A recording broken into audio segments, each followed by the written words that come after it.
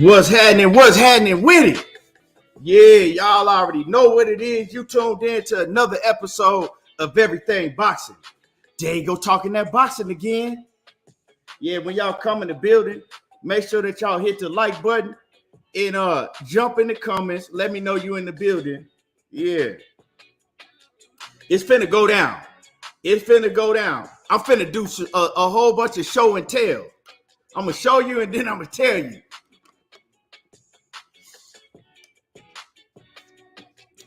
So like I said, when you come in the building, smash on the like button. Let me know you in the building.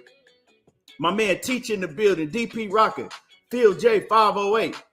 Prince 2 Amir. D-Man Jr. What's happening with it? OG Sean the Don. What's happening with it? OTB Boxing. What's happening with it? No, it's show and tell time.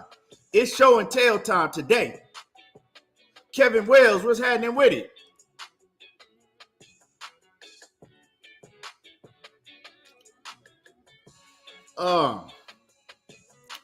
Marvin Banks, what it do?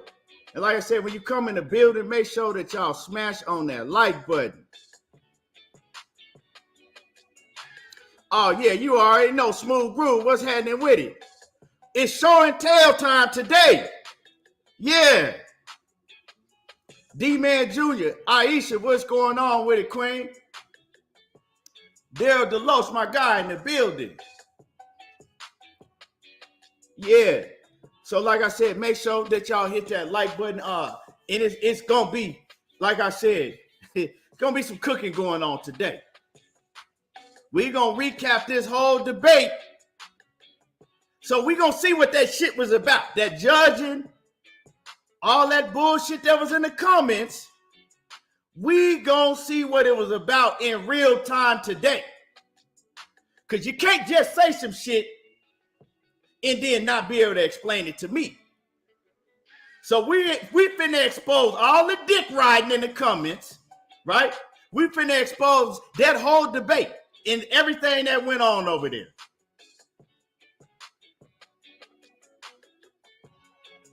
Because if you tell me that, oh, ain't nobody fucking with me, ain't nobody fucking with him, can't nobody come near him, can't, oh man, this and that, well, okay, well, you got to be able to prove that to me, okay? And that didn't happen. Actually, the opposite happened. The opposite happened. So yeah, we gonna look at it in real time.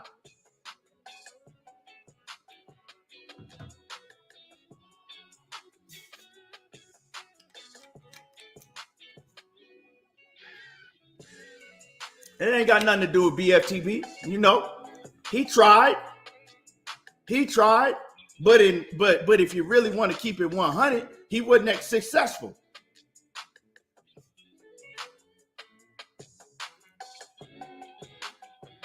He tried, you know, but he wasn't successful that day.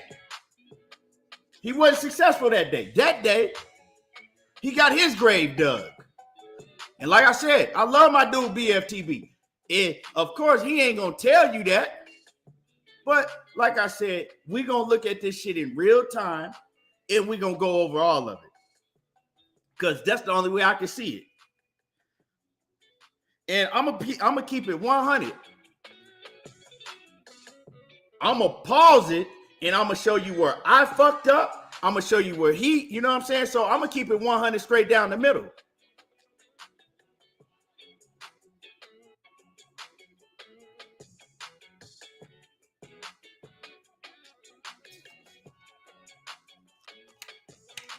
So yeah.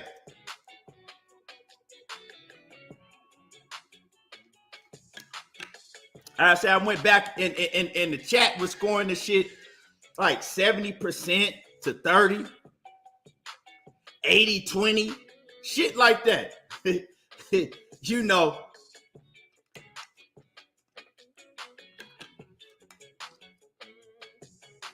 So yeah, we gonna get it in. We gonna get it in.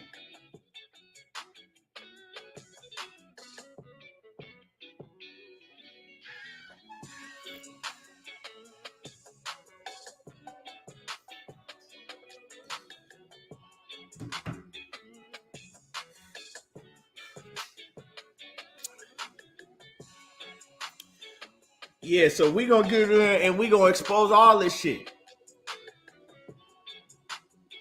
You know?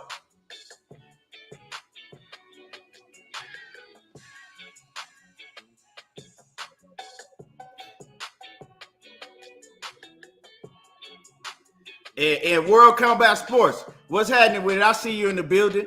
I saw your video. I saw one of them you did. And me and you don't always see eye to eye. But one thing I can say is that you did go in there. You know what I'm saying? It scored it straight down the middle. And gave descriptions on why you scored it the way you scored it. It was a whole bunch of dick riding in the comments. You know what I'm saying? Because they afraid of BFTB. Because they afraid of going against him. Or just because they fuck with him real heavy. You know what I'm saying? That's cool if you fuck with BFTB super heavy. I fuck with BFTB super heavy. But all that shit in the comments, you ain't got to do all that shit. You know what I'm saying? It's a debate. It's not about who you fuck with heavy and who you don't. But like I said, we gonna really get into it. We're gonna expose this shit today. We're gonna get into the shit and we're gonna expose it today. And I'm gonna expose the sheep and the motherfucking grown-ass men that can't think for themselves. They can't think for themselves. Because BFTB is actually a lot smarter than all them niggas. So he can say things like facts. And they gonna run around their motherfucking living room or their garages or whatever the fuck they got. Biting their fingernails and yelling and screaming. When the shit is a total fucking lie. Some shit he made up. But he's smart, so he know that he can do that. He know he can maneuver in and out and fuck with certain niggas' brains. Because they ain't got a fucking brain of their own. So, you know, like I said, and salute to BFTB because he got a hell of a platform and he do his motherfucking thing. And I see him bury niggas all the time. I see him body niggas all the time. You feel what I'm saying? I didn't see him body a whole bunch of niggas. I seen certain other niggas get with him. You know what I'm saying? But that's what he do on a daily basis. But that night, that's what he thought he was gonna do, but he didn't do it. Cause he wasn't fucking with no ordinary ass nigga that's just gonna come in there and be intimidated and scared and, you know, timid. Nah. Mm-mm.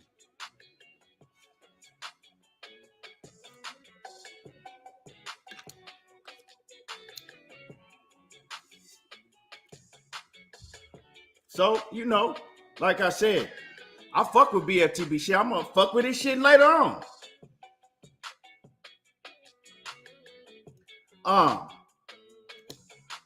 Marquis, Bun Queequee, Anthony Johnson, what's happening with it?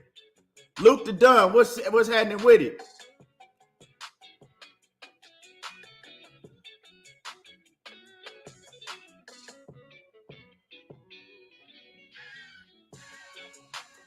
Bro, I don't know who the fuck you is, and I'm pretty sure BFTB don't fuck with you neither. Get the fuck up out my chat. Anyway, so yeah. So we finna, like I said, we finna go ahead and we finna review this whole debate, right? And review all the dick ride niggas, grown ass men, for real, grown ass men. They got cheerleading outfits on with their pom-poms, shaking them for another grown-ass man. You know what I'm saying? Shaking them for another grown-ass man and they waiting on him to tell them how they should think, because they can't think for themselves. You feel me?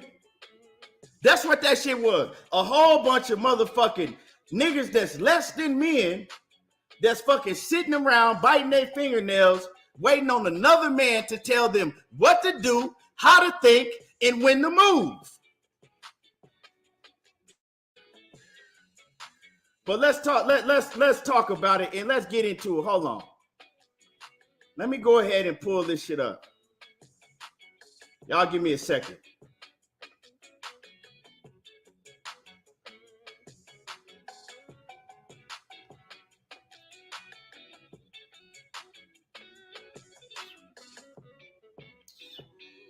And like I said, hit the like button. When you come in the building, hit the like button. And for the haters, hit the dislike button. A lot of niggas gonna hate this shit because they know they who I'm talking about. Less than men. Can't think for themselves. If a man, like if Bftb tell him that the motherfucking sky is bleeding blood right now, they're gonna say, facts, yeah, BFO, yeah. Without going outside to find out for their own motherfucking self.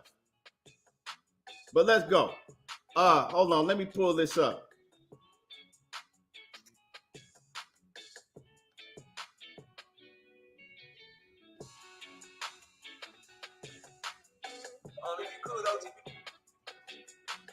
Here we go. Hold on. Let me share this screen.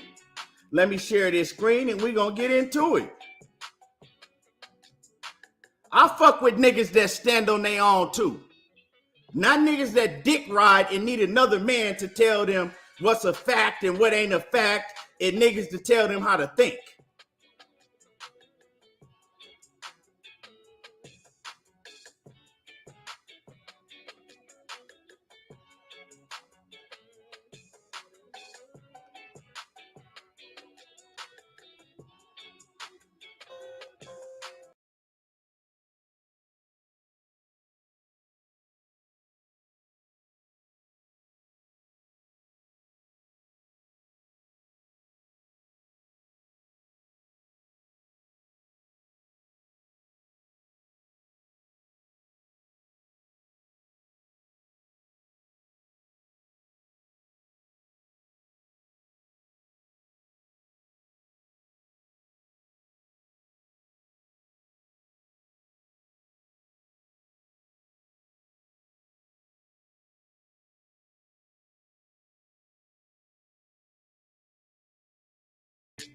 My bad, y'all. Let me get this shit together.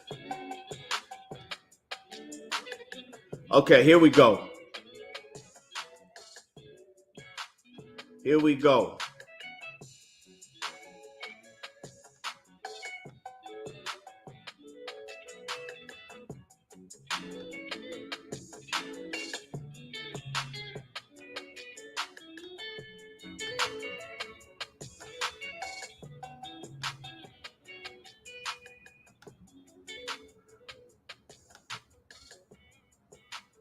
Okay.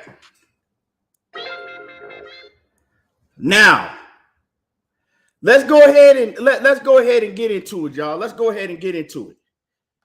See if I can. And y'all hit the like button before I get this shit started.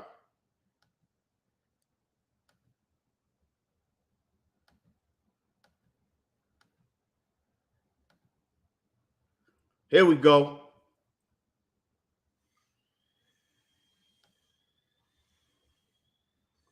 We gonna get into this today. It ain't no, oh, it was a good debate, and then nah. Hold on. Here we go. And like I said, what I'm gonna be doing is I'm gonna be going through the whole debate. So if I say some shit that I know where I fucked up at, or I should have said something else, I'm gonna pause it, right? You feel me? And you one of the dick riding niggas, Cedric Smith, that was in there with your motherfucking pom-poms, so I expect you to feel some type of way. Now, if you think you won't smoke with me, hey, all you got to do is say the word, but you're going to be a grown-ass man that's in there biting your motherfucking fingernails and shit, jumping up and down in your fucking living room, cheering on and shit like a fucking cheerleader in. So let's, like I said, let's get into this. Let's get into it. I know you don't want to hear this. You know what I'm saying? But let's get into it. Be doing you a favor and read this first question for me right here to Bftb and let them go ahead and cook. And there we go right there. First question. What was AB's biggest reason for not reaching his potential in his career? And just so everybody know, BF is gonna be arguing is his mental health issues, and then my brother Key is gonna be arguing that it's his lack of discipline. Can y'all hear it? Let me know if y'all can hear this well. Just put yes in the chat if y'all can hear this well. Can y'all hear this?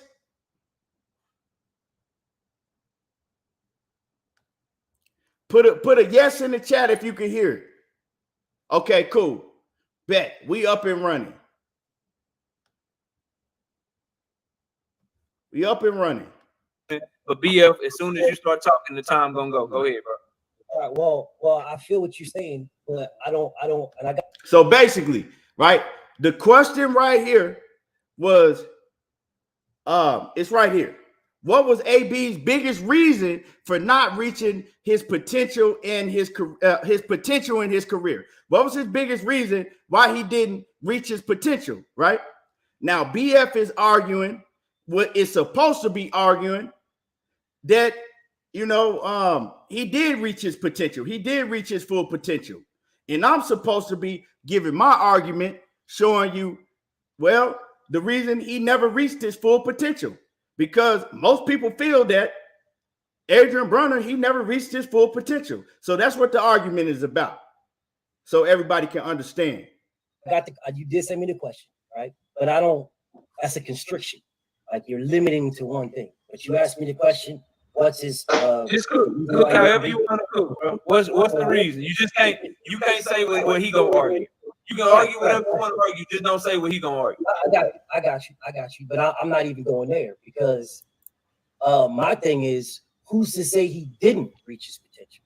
That's my thing. People are saying he didn't reach his potential. They're saying it, but the last. So this is a debate about why Adrian Brunner didn't reach his full potential, right? He's supposed to argue why he did. I'm supposed to argue why he didn't. Already, he didn't change. He changed the whole question, right? He changed the whole question. Ain't nobody said nothing about it, but I ain't tripping. I didn't say nothing about it. I'm cool with it. Cool. Go ahead. He changed the question to tailor him more. So let's see if he can win the round doing that. I checked, he fought Pacquiao. The last I checked, he fought Mikey Garcia. He fought these guys. The last I checked, now he might not have won, but he still fought them. You know what I'm saying? The last I checked, his name is still being compared or attached to a Floyd Mayweather, that type of fight.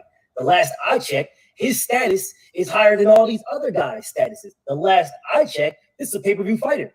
You know what I'm saying? We know the outcome of the fights because he don't let his hands go, but he's still a pay-per-view fighter the last I checked. So I'm trying to figure out when people say he hasn't reached his potential, I'm trying to figure out if he hasn't reached his potential, what potential was he supposed to reach? So he said he's higher than all these other fighters. Who are all of these other fighters? You can't just tell me something and say, like the chat, oh, facts be like, you got to name what other fighters are you talking about? Who are all of these other fighters that he's supposed to be what you saying are higher than? Then he's saying that the last I checked, he's still a pay-per-view fighter. He's a pay-per-view fighter. And the chat said facts. When Adrian Brunner's only been on one pay-per-view. But let's go ahead and keep going. You know what I'm saying? Because when you come into boxing, it's to fight the best and to make the biggest bags doing it. The last I checked, he has fought the best and he has made the biggest bags doing it the last I checked. So people saying he hasn't reached his potential, I'm sitting here trying to figure out what type of heights are we trying to get this man to? Because Floyd is the only $1 billion fighter. You know what I'm saying? So I'm trying to figure out, like, if we're saying he hasn't reached his potential, who's to say he hasn't? You know what I'm saying? Who's to say that where he is right now isn't right where he should be? You know what I'm saying? Now, I get it. There's always more that anybody can do. But who's to say that this pay-per-view fighter, he's got more pay-per-views than everybody else right now? That's interesting. He has more paper. Cedric, yeah. Shake your motherfucking head, nigga.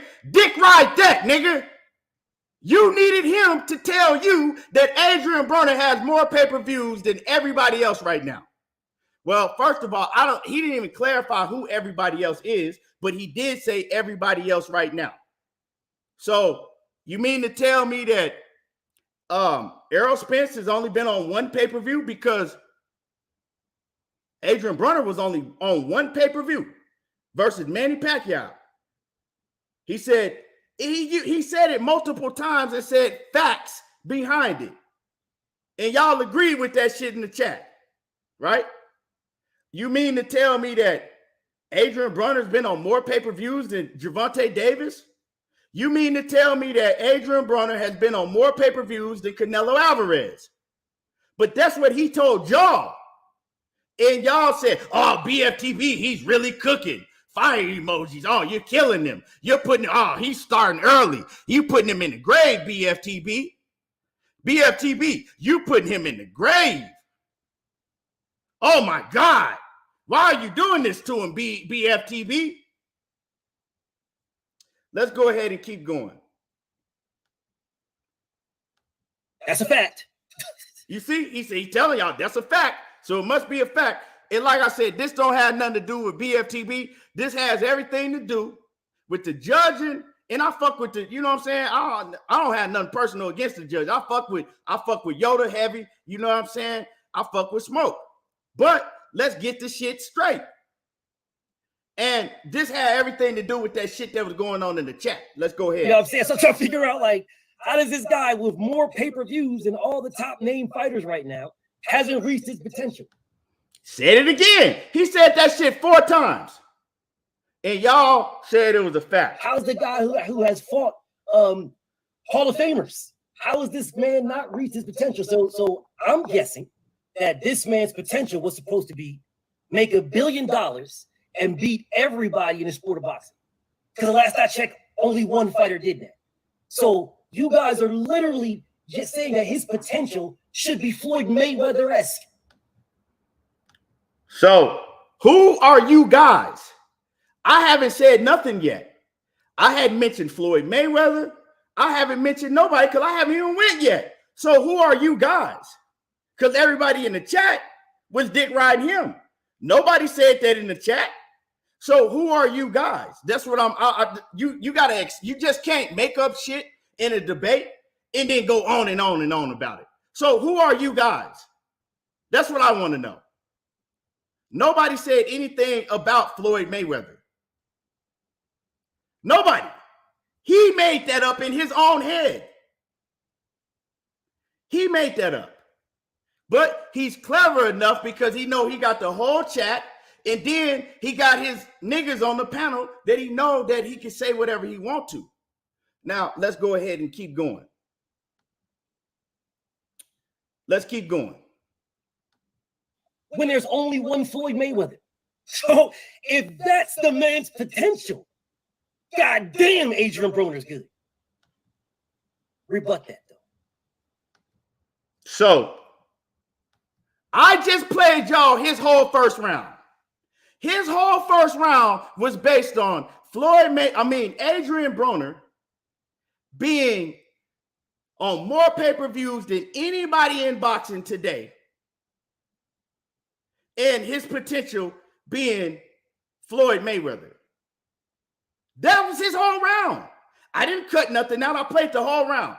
But the chat was fire emoji after fire emoji. You're killing them, BFTB. It's already 3-0. Let's go.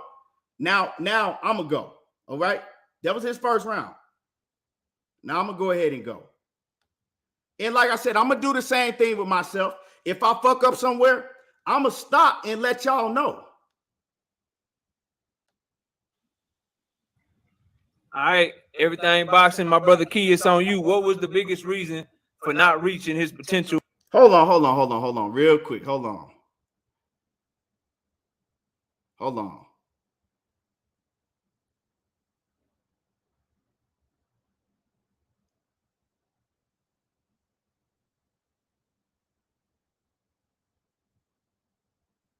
Devin Blocker, facts. Fire emoji. Jose Diaz, oh my God, free smoke.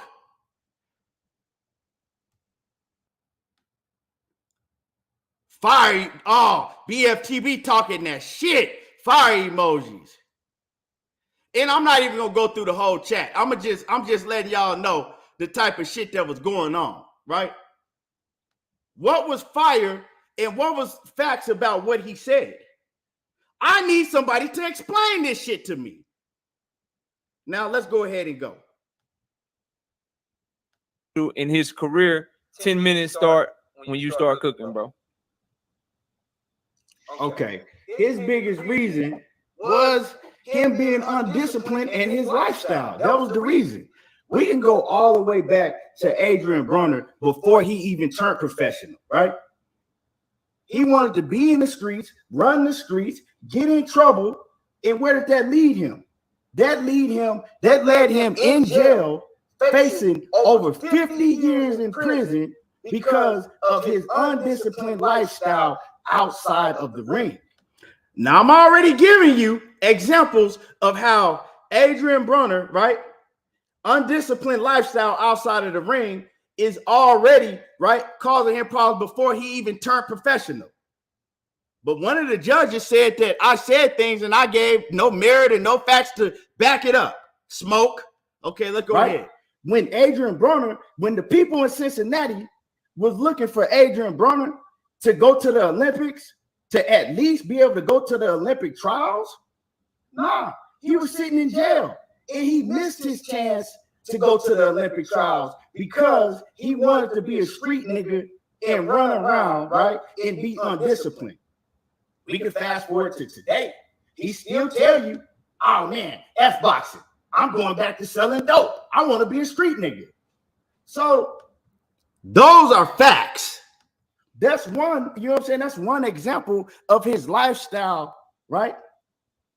Keeping him from reaching his full potential in boxing, right? Now, he did eventually turn pro. He turned pro. And when he turned pro, you say, okay, AB, he on the come up. He on the rise. But what does he do the first time he wins a title? The vacant belt. Yeah, he won a vacant title. Wasn't a real title. He won a vacant belt. He ain't beat no real champion. But the first time he won the title, he showed once again how undisciplined he was, right?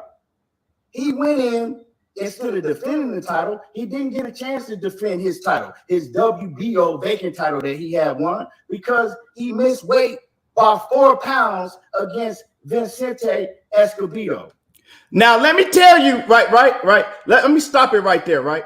So, I'm giving you facts, right? His very first vacant title that he won, he didn't even get to defend it because he lost his title on the scales by weighing in 4 pounds overweight. That's a fact. I'm giving you facts. Now, let me show you this dick riding ass nigga 817, right? This is 817's comment. He said, all that, he's still 4-time world champion, still been on more pay-per-views than mostly everybody in boxing, still draws odds like belt holders. So, 817, right? He can't think for himself.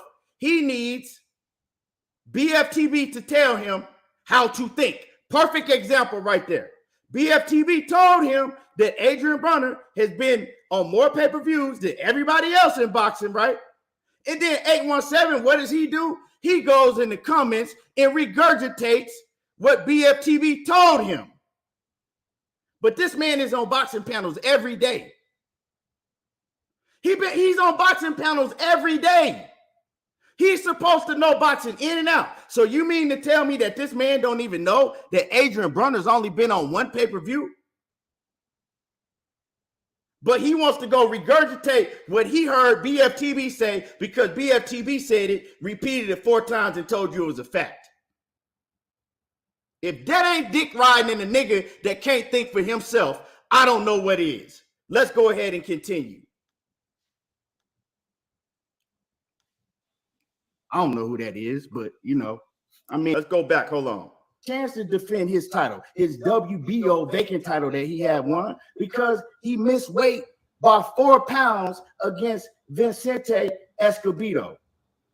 I don't know who that is, but you know, I mean, you can laugh all you want to. I mean, you know, but so I mean, that's another example of him not being disciplined. Now, this is the example right here. If you can see the screen of Bftb, he trying to do things to distract the chat from hearing what I'm saying. He the whole time he's laughing like something's. Was something funny? I mean, was something that funny that I said? Was saying that Adrian Broner didn't even get to defend his first title that he won because he weighed in 4 pounds overweight on the scales? Was that funny? But I know what Bftb was doing. That's what Bftb does. Nothing wrong with that, you know. He still didn't distract me, but let's go ahead and go. Why do you miss weight? Well, you miss weight because you're doing things outside of the ring, right? Instead of being in the gym, working on your craft and focusing on making weight. Also, I mean, we could go to Adrian Broner after he beat Antonio DeMarco. After he beat Antonio DeMarco, you could tell that his lifestyle started spiraling out of control. He was showing us on YouTube, right? And he did good in that fight. He did well in that fight. But look now let me take now check this out again, right? Because the nigga, the weird ass nigga 817 tried to get on the panel and say he wasn't doing nothing, wasn't doing no fuck shit, right? I'm barely talking the whole time I'm talking, right? He in the comments.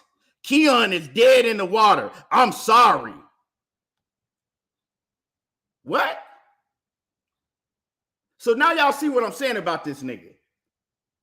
See, it's good that videos stay up. Videos stay up. Let's go ahead and go. But after that fight, what did he do?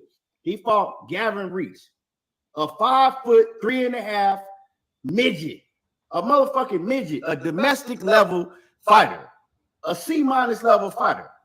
Adrian Broner went in that fight and he got hit 80 times in 4.5 rounds.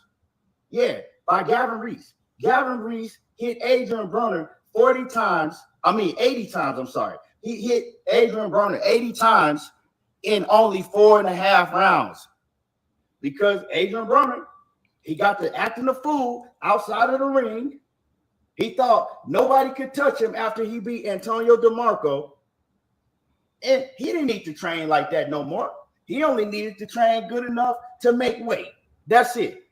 Yeah, he did get the stoppage against Gavin Reese, but a fighter on that level, he shouldn't been get hit 80 times, right? In 4.5 rounds. You know, so I mean, Adrian Broner has a whole history of being undisciplined in his lifestyle outside of the ring, not having to do anything with living a fighter's lifestyle. So we know that Adrian Broner, after Gavin Reese, right, he decided to move up to 147 pounds. Why he move up to 147? Because he didn't want to put in the weight no more. He didn't want to put in the work. So I fucked up right there, right? He didn't want to put in the work. That's what I meant. To make weight and fight at his natural weight, which was 135 pounds. So he moves up and he fights Paulie Malignaggi at 147. Yeah, an old Paulie Malignaggi that already had 5 L's on his record, that couldn't punch his way through a wet paper bag with soap suds seeking out of it. Yeah, that Paulie Malignaggi. Well, Adrian Broner, he had a very hard time beating Paulie Malignaggi, right? Paulie Malignaggi landed everything he wanted to on Adrian Broner and made Adrian Broner keep his hands in his pockets. Well, Adrian Broner did edge out a victory, but he only won by 1 round, 113-115 against Paulie Malignaggi. This is supposed to be the can man, AB. Okay, well, you say, you know what? Adrian Broner, that was his first time fighting at 147 pounds. You know what? He's going to get in the gym and he's going to, you know, work on polishing his tools up, working on the areas that he needs to get better in. Did he do that? Nah. What did Adrian Broner do? He worked on a battle rap with Murder Mook. That's what he did. He worked on his rap lyrics. Then after that, you would say, okay, well, you know, it's cool. Adrian Broner, he just had fought. So, you know, he can have a little fun. Well, after that, he still didn't go back to the gym. What did Adrian Broner do? Well, he went to the dealership and he bought a tour bus. Well, you might say, okay, well, you know, maybe he bought a tour bus to tour the U.S. to try to find a new coach, because that's what he should have been doing. He should have been touring the U.S. trying to find a new coach to replace Mike Stafford, because Mike Stafford didn't have no business letting AB and his lifestyle outside of the ring spiral out of control like he did. But now, what did AB do? He bought a tour bus and he went on a whole U.S. rap tour with Lil Wayne and 2 Chainz. Yeah, that's what he did. Went on a whole U.S. rap tour with Lil Wayne and 2 Chainz, when he should have been in the gym working on his skills, right? But people wonder, why did he go into the Paulie Malignaggi fight and get his ass beat down? Now, well, right here, maybe, like I said, I'm gonna keep it 100 with y'all. Right there, right there, I fucked up again. I meant to say Marcos Madonna, but you in the heat of debate, you know what I'm saying? Real live time, you can't really go back and change. But I fucked up, and what I was trying to say is he went into the Marcos Madonna fight and got his ass beat. So so I'm gonna mark myself off a point for that, right? Because I said Paulie Malignaggi, but it was supposed to be Marcos Madonna, right? Okay, let's go. Let's go ahead and keep going, because all of that time he could have been working on his skills, you know, working on. Yeah, I'm moving up to 147, so, you know, I know I'm going to have to be a lot better. He didn't do that. He was on a rap tour. And on that rap tour, y'all know what happened? Adrian Broner said that he got over 170 pounds. He got up to 170 plus pounds on that rap tour. Yeah, we seen it. Remember when he was walking around with that little tiny ass vest on with his stomach sticking out like he was 8 months pregnant? The same fighter that just got done fighting at 135, yeah, a rap tour. So if that's not undisciplined, I don't know what is. Undisciplined. Is that a fighter lifestyle to y'all? That don't sound like a lifestyle of a fighter. That sounds like a lifestyle of a rock star, a rapper to me. You know what I'm saying? What other professional boxers at that young of age go on 2 minutes, homie. You got 2 minutes. Keep cooking. You got 2 minutes. Yeah, what other fighter that age go on a whole rap tour? You dig what I'm saying? He hadn't even accomplished nothing at this point in his career, right? AB was too focused on being famous instead of focused on being a legendary fighter. He would never focus on that. He just wanted to be famous and known. And once he got that fame, it was a wrap for AB.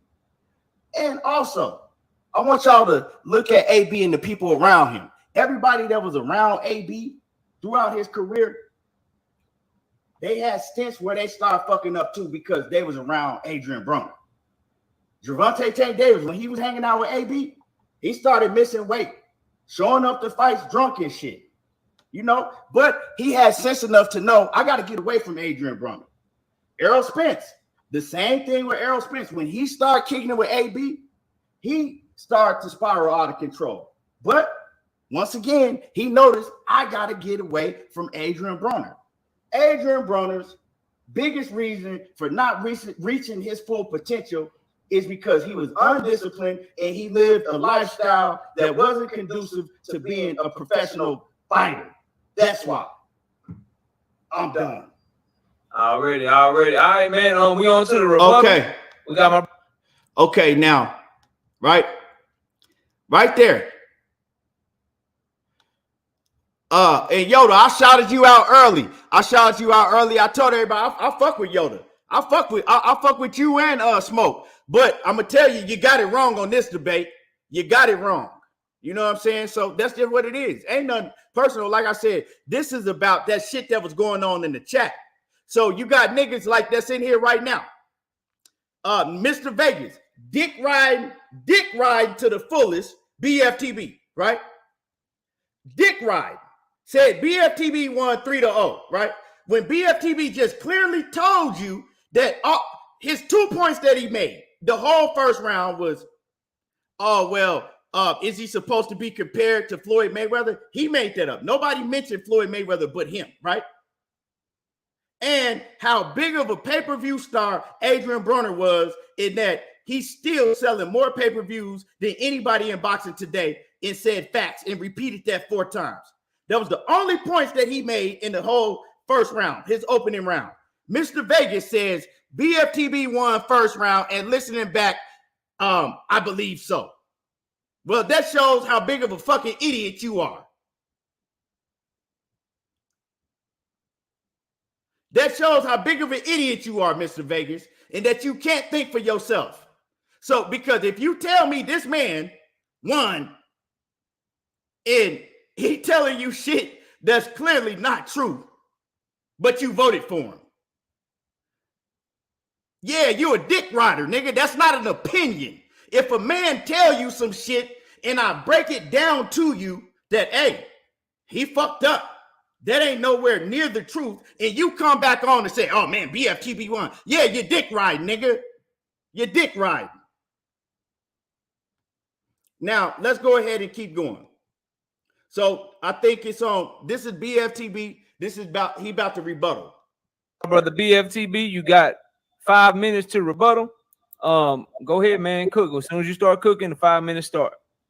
Well, I mean, in order to know if someone reached their potential, you would have to know what their potential is. I mean, my homie OETB said a whole bunch of bullshit and a whole bunch of things that was facts, and a whole bunch of other things that was emotion. And I get it. I understand. I mean, now, right here, that sounds good, right? When you say my homie said a whole bunch of bullshit and a whole bunch of things that weren't emotions, and okay, this is a debate. I need you to tell me what I said, and then I need you to rebuttal what I said. You can't just say, oh man, the homie said a whole bunch of bullshit and a whole bunch of shit that wasn't facts and some things that was facts, and you know, no. Hold on, let's go ahead and continue to go. You may like or not like the man, but in order to know what someone's potential, to say I got to reach your potential, I must know what my potential is. All right? That's why I told y'all we are comparing this man to Floyd Mayweather. All right? Now, once again, he says that we are comparing this man to Floyd Mayweather. Did anybody in here up to this point hear me say anything about Floyd Mayweather?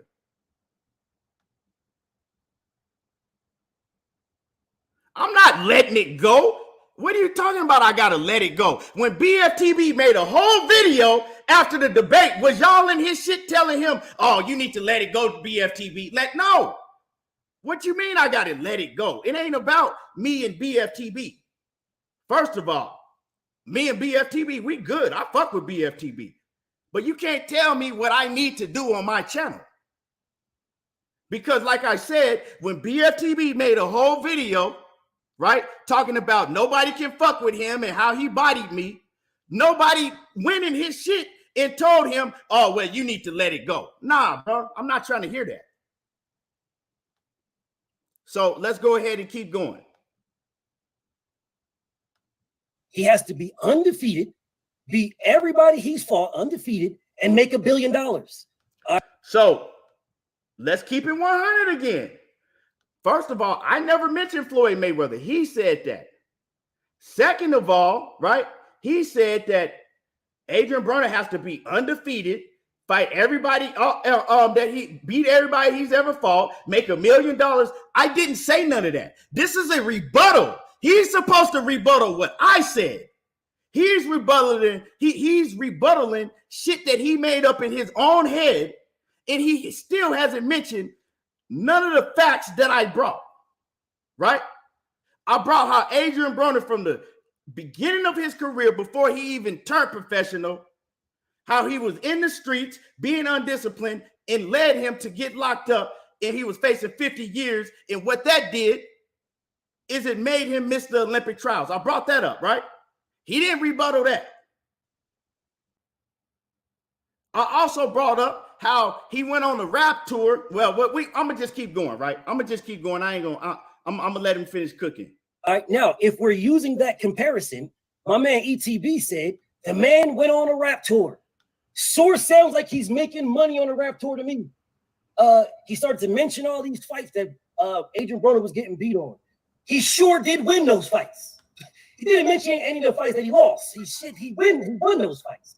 So if we're talking about the man's, if you reaching his potential, the fights that ETB mentioned, AB won. He won those fights. All right, going on a rap tour, he did that, and then did win those fights. So BFTB, right there. He said that he went on a rap tour and he was making money on that rap tour. What does him making money on the rap tour have anything to do with boxing? I'm making a point why he never reached his full potential, right? Now, he said one thing that was right. He said the fighters that I mentioned, because I fucked up myself when I said Paulie Malignaggi in one point, I was supposed to be saying Marcos Maidana. So he was right when he said that the fighters that I mentioned he beat, right? But he was wrong.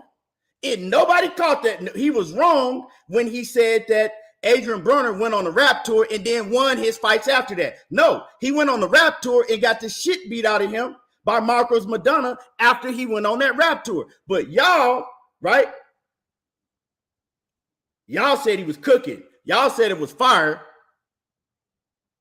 Because, no, I'm not, Mark Q, I'm not talking about the judges. I'm talking about the shit in the chat.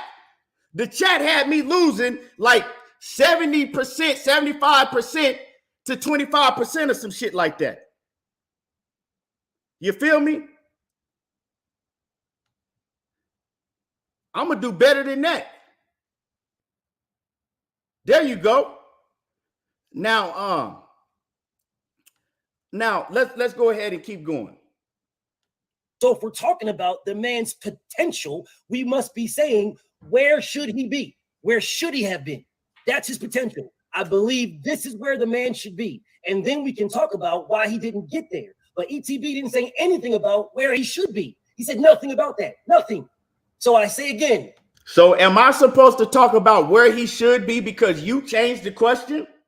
So this is the shit that I'm talking about, right? He changed the question himself.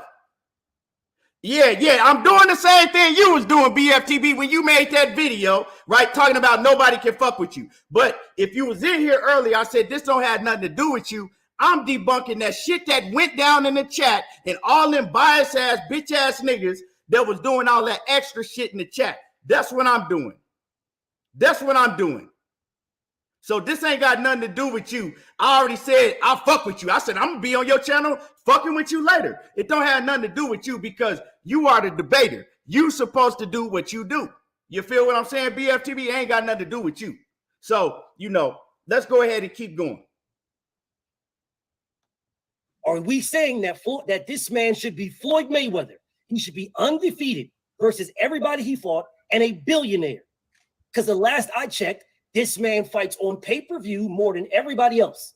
The last I checked, he's fought everybody that people claim they want to fight. That's the last I checked.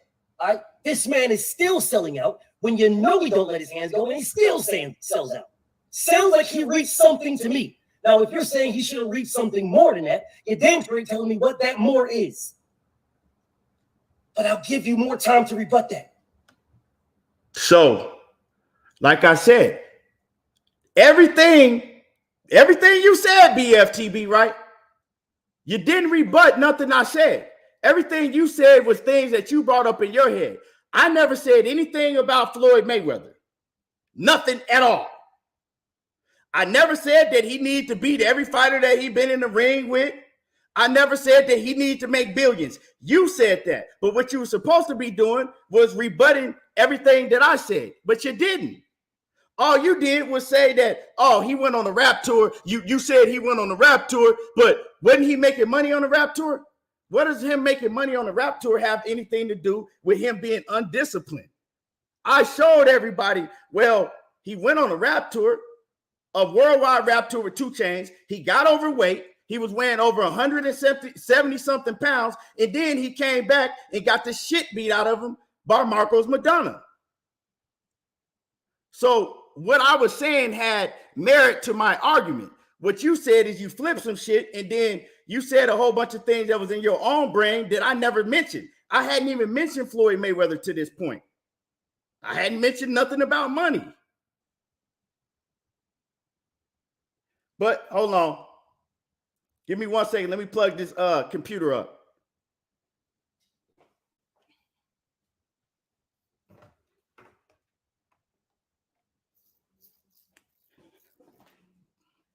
But like I said, this ain't got nothing to do with BFTB, right?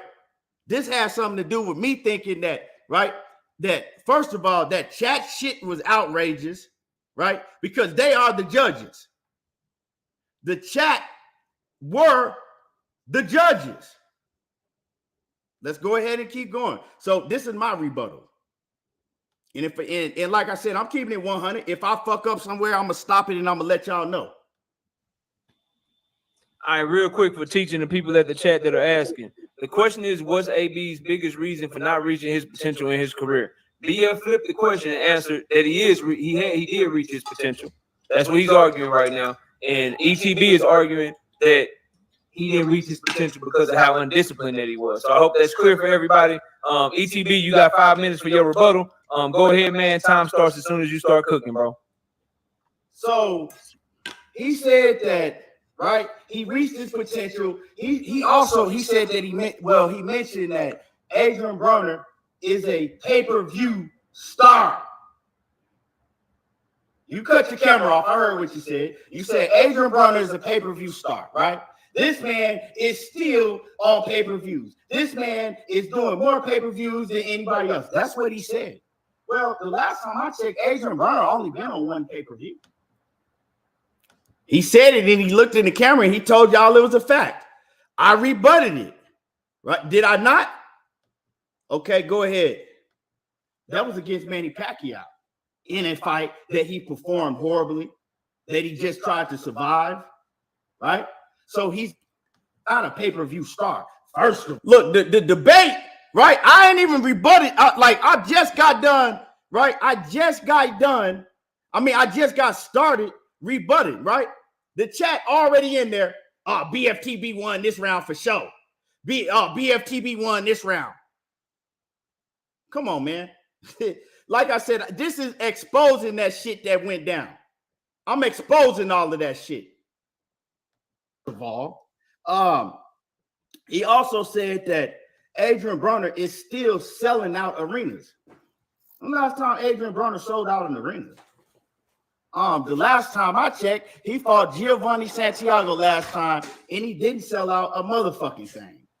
Actually, he had very, very low viewership numbers on Showtime. People weren't even watching that shit on Showtime. So how this man gonna sit up here and tell me that Adrian Broner is still selling out arenas and Adrian Broner is a pay-per-view star? That's a fact. He said he was still selling out arenas to this day. But y'all said it was a fact. You agreed with it. That is a lie. This shit easy. He's saying, oh, well, you know, we don't know what his potential is. You know good and damn well what his potential was supposed to be. Adrian Broner, everybody was looking at him to be that next dude, right, to take over the sport from Floyd Mayweather. He never got nowhere close to that. Now, that's the first time in the whole debate I mentioned Floyd Mayweather. And that was a fact. everybody was looking for him to take over the sport after Floyd Mayweather. That's a fact. I never said everybody was looking for him to be Floyd Mayweather or do what Floyd Mayweather did. But he was always saying, I'm going to take over the sport of boxing. Yeah. Did Adrian Broner not tell y'all every time you saw him, yeah, I'm going to take over the sport of boxing. Yeah, after Floyd, I'm going to take over the sport of boxing. He used to say that shit all the time. Can't no nigga in here tell me that he didn't used to say that. Let's go ahead. Easy work. This man is telling me everybody that he fought. Are we giving participation trophies now? Is that what we doing? Because all of the top level fighters that he fought, he lost to all of them. He didn't even come close to beating none of them. Mikey Garcia, Sean Porter, Manny Pacquiao. I mean, we could go. He didn't come close to beating none of the fighters that he fought. Marcos Madonna.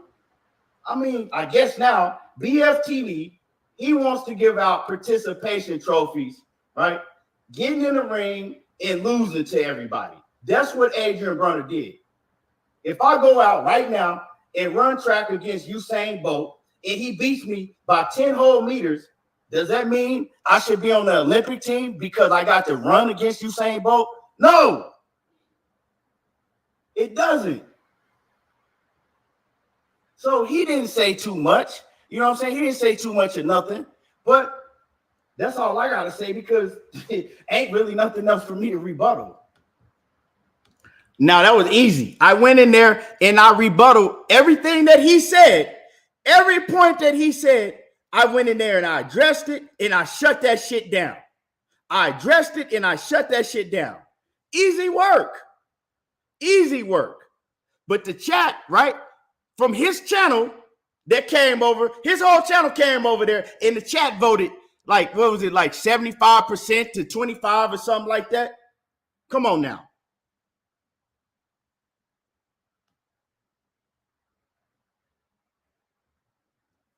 Now, let's go to the next round. That was it. Let's go to the next round. And the potential to the extent. Might be their own purpose. I'm going felonies and all that. So against my Don. I got 2. ETB take out. So this is the start of the second round. The question is AB's resume and accolades Hall of Fame worthy? Now, let me explain this to a lot of people that don't understand what a debate is, right? A debate is not how you feel about a certain fighter or how you feel about the situation with your own personal feelings. My job is to give you, right, the reason why Adrian Broner shouldn't be, right, worthy of the Hall of Fame because of his resume and accolades. That's the only thing I can argue. Now, personally, right, if you want to give me my personal opinion, personally, I think that, yeah, he's going to make the Hall of Fame because the Hall of Fame for boxing is weak. You have Sylvester Stallone in the Hall of Fame. You have guys like, you got a lot of guys, Mickey Ward and shit in the Boxing Hall of Fame. So do I think that he's going to make the Hall of Fame? Yeah. But my argument is to show y'all why he shouldn't be in nobody's Hall of Fame. That's what the argument it is, right? Doesn't have nothing to do with what Bftb was saying. Oh, man, you're hating on Adrian Broner and you're putting your feelings in it and all. Has nothing to do with that. My argument is supposed to, right, give a great argument so you can say, oh, well, you know what? I learned something I didn't know. You know what? Looking at it that way, he shouldn't be in nobody's Hall of Fame. That's my argument. Okay, so understand, it has nothing to do with your personal feelings or how I personally feel or how I feel if he's going to make it or not. That wasn't the question. Okay, no. His resume, right? His resume and accolades. Right? When you say resume, to me, resume is who you beat on your resume or who you came close to beating. Well, we all know that Adrian Broner didn't come close to beating none of the top fighters on his resume, like I said in the last round, right? We don't give participation trophies. That's for 5-year-old children. Adrian Broner is a grown man, right? Fighting at the highest level at one point. So let's talk about his accolades. Well, Adrian Broner, he won a whole lot of vacant titles. Yeah, he really did. Let's talk about the vacant title that Adrian Broner won at 130 pounds. Yeah, it was a vacant title for people that don't know. He fought Vicente Rodriguez. I don't know who he is. Do y'all know who Vicente Rodriguez is? Yeah, but he won that vacant title, but he lost that vacant title in his very next fight because he missed weight by 4 pounds. So, yeah, cut your camera off. Go research it. Go research it, Bftb. Hey, he lost weight. Yeah, he missed weight by 4 pounds, right? Didn't even get to defend that vacant title. He never got to defend that vacant title, right? So I'm giving you an example of a fighter, right? His first championship he ever won, he never got to defend it because he lost it, right, by missing weight by 4 pounds, right? Now, is that a Hall of Fame? Is that Hall of Fame worthy? Is AB's resume accolades Hall of Fame worthy? Does that sound like that's something Hall of Fame worthy? At 140 pounds, AB, the gold, I ain't gonna say silver spoon fed, the gold spoon fed Adrian Broner, right? He won another vacant belt at 140 by beating Khabib Akbardelev. I don't know who that is. Khabib. I know the Khabib from the UFC, but I don't know that Khabib, right? So, yeah, another vacant title he won. Adrian Broner, if you really want to get into it, he only beat 2 actual champions his whole career. The first champion that he beat was Antonio DeMarco. There was Antonio DeMarco, who was 28 wins, 3 losses, and 1 draw at that point in time, right? And after Adrian Broner beat Antonio DeMarco went on to lose to Jesse Vargas, Francis Bartholomew, and Omar Figueroa. The same Omar Figueroa that Adrian Broner just pulled out against because he said he had mental health issues, when we all know it was weight issues. We all know that. But that's a whole different story in itself, right? Also, let's go to and so when you got to do all of this, right, doing the whole time, right, that lets me know I got you on the ropes, right? You trying to do everything that you can to distract, right, to distract the judges and everybody else, right, to try to be funny and do all type of shit, right? I wasn't doing none of that. I didn't have to do none of that. So basically, I'm giving you names. I'm not just saying blah, blah, blah, this, and that. I'm giving you names of who he fought, right? And I'm actually backing it up by giving you examples on who they lost to, right? I'm giving you names. I'm giving you examples on what type of competition that he was fighting. Because you can't just tell me somebody's a Hall of Fame fighter. Okay, well, I need to know, okay, damn, he is? Okay, well, name me some of the guys that he beat in his career. So I'm giving you these names.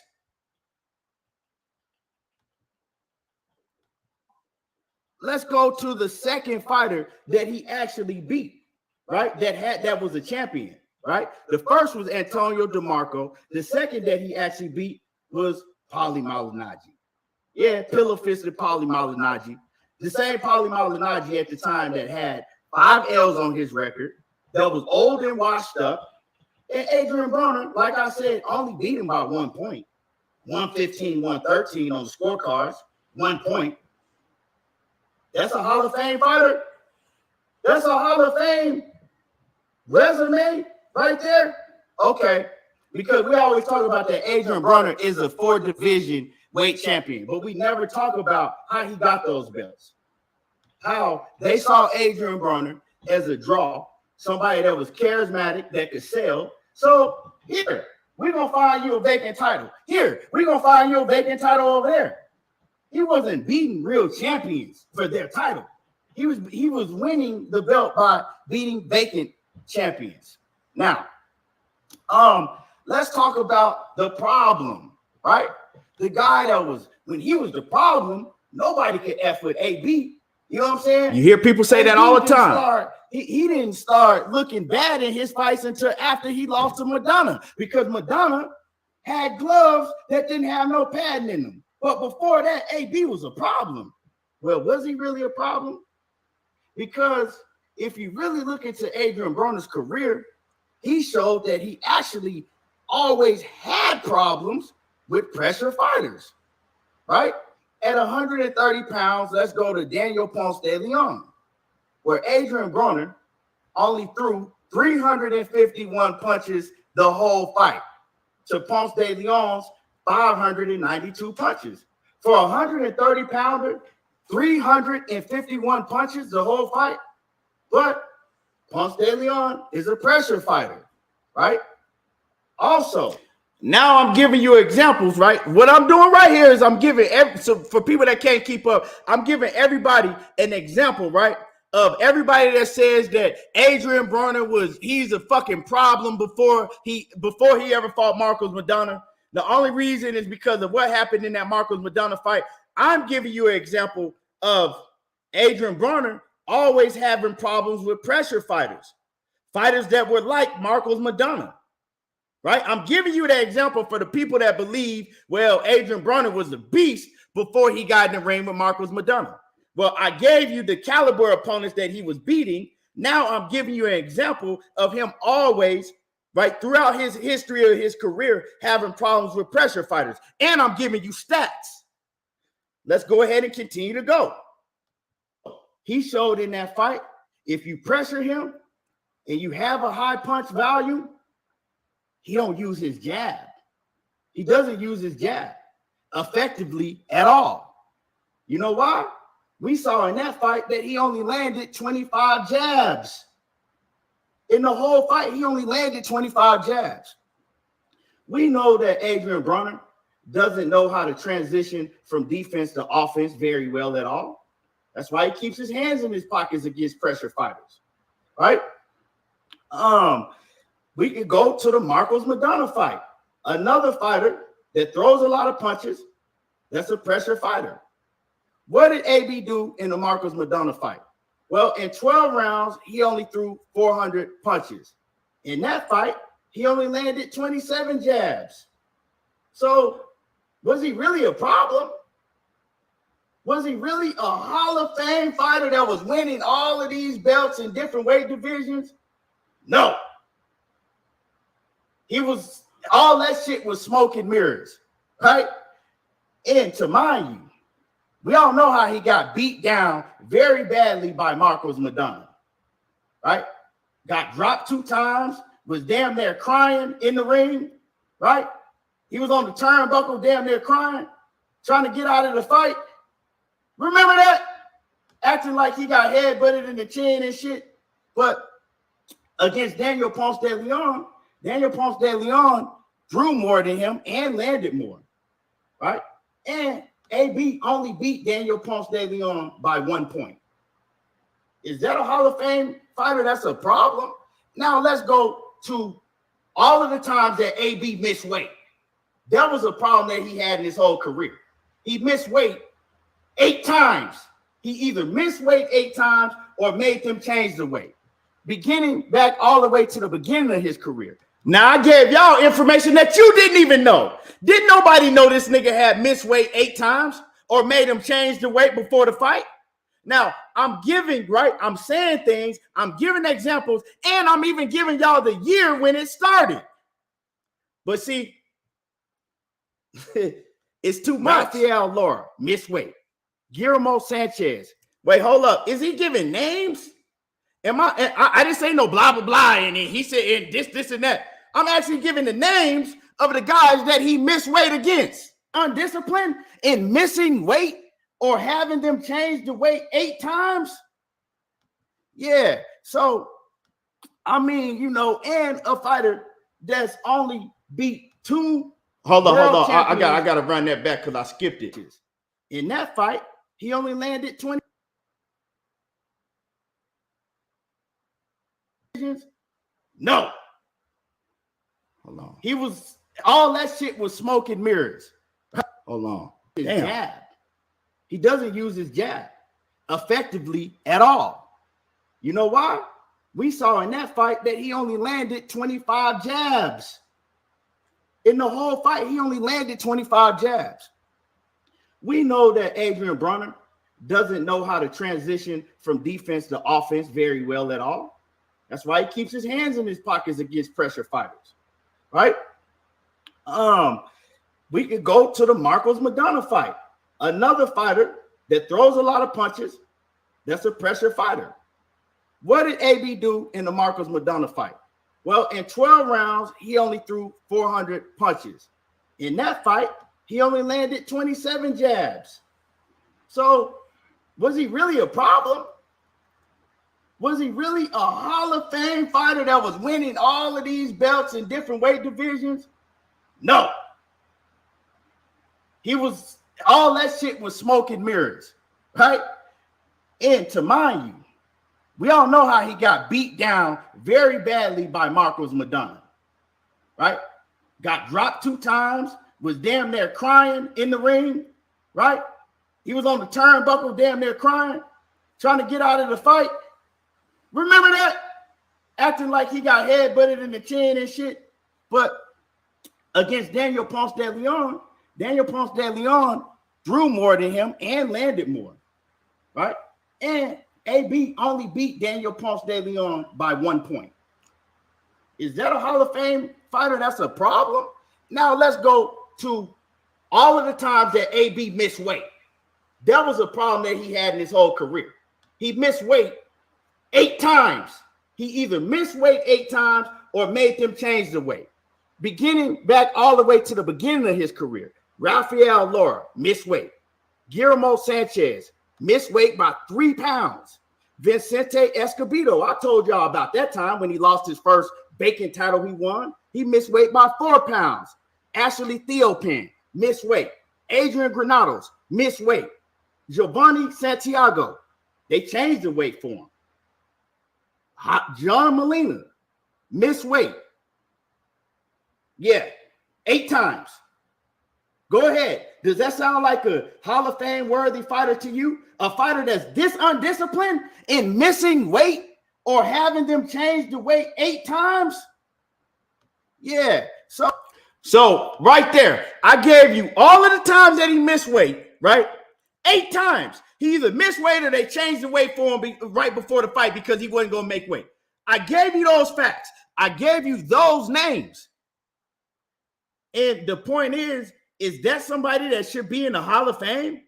A guy that's that undisciplined that misses weight 8 times? But see, the thing is a lot of people, they can't comprehend that because the same people that'll talk shit when David Benavidez misses weight 1 time or whoever it is miss weight, y'all will do a whole live talking about how undisciplined they are and how it's bullshit. It's okay for Adrian Broner to miss weight 8 times. It's okay to put Adrian Broner in the Hall of Fame when I displayed he never beat a top fighter on his resume. He was undisciplined throughout his whole career. He missed weight 8 times. I did all of that. Let's go ahead and continue. So from now on, I don't want to hear none of you niggas talk about anybody missing weight because y'all said that wasn't relevant and it had nothing to do with nothing. But my whole argument was to show y'all why a fighter like that shouldn't be in the Hall of Fame. It ain't like that he was missing weight, but he beat great opponents in his career. No, he was missing weight, and he never beat not one top-level opponent in his career. He never beat not one fighter on his resume that he had 50-50 odds against. Not one fighter.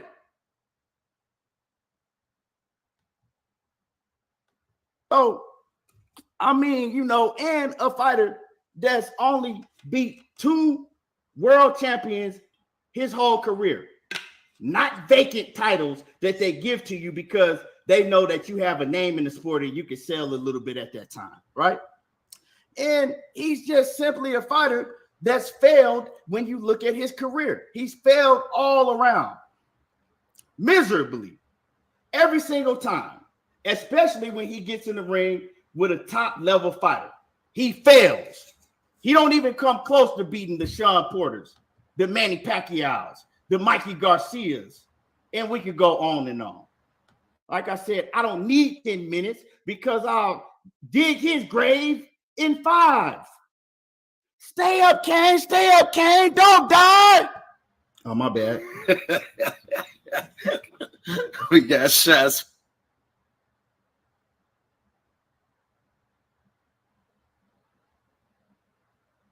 Undisciplined and missing weight or having them change the weight 8 times. Yeah. So, I mean, you know, and a fighter that's only beat 2 world champions his whole career.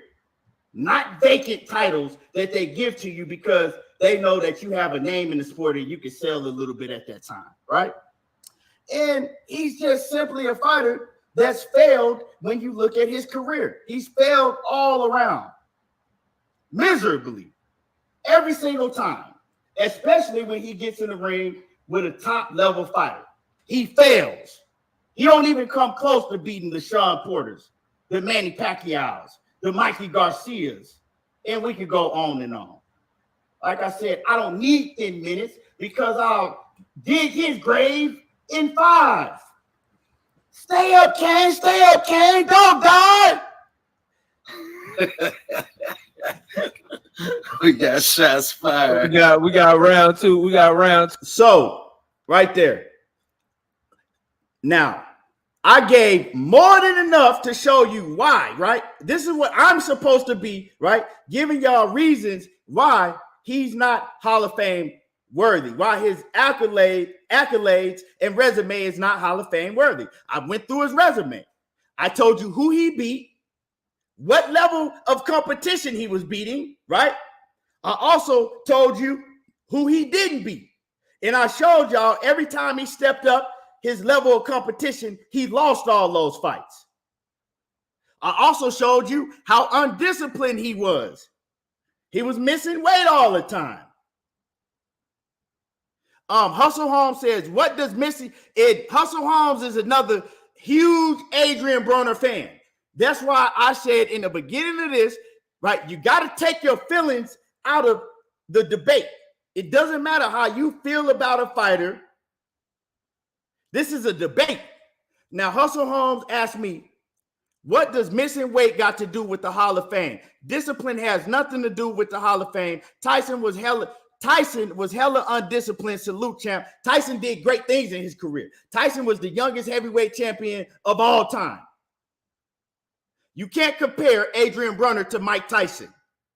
Now, if you want to take, I gave you a lot of information. If you ain't want to go with missing weight, I broke down his whole resume. I gave you, like I said, I gave you facts there. Every time he stepped up in competition, he lost. But you want to point out the thing, right? One thing I said, I gave you a lot, dog. And I fuck with Hustle Holmes. But you got to take your feelings out of this on how you feel about a fighter, bro. It's a debate. When you listen to a debate, it's not about how you feel about that fighter. When I judged the debate with G5, y'all seen that shit, I judged it straight down the middle. I don't fuck with Canelo, but me not liking Canelo had nothing to do with me judging that debate. Y'all gotta learn how to do that, bro.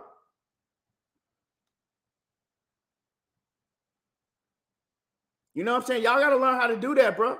You know what I'm saying? This has nothing to do with none of that. So can't nobody come up here and tell me that I didn't give no facts, that I didn't back it up. I did all of that. Now let's go to BFTB.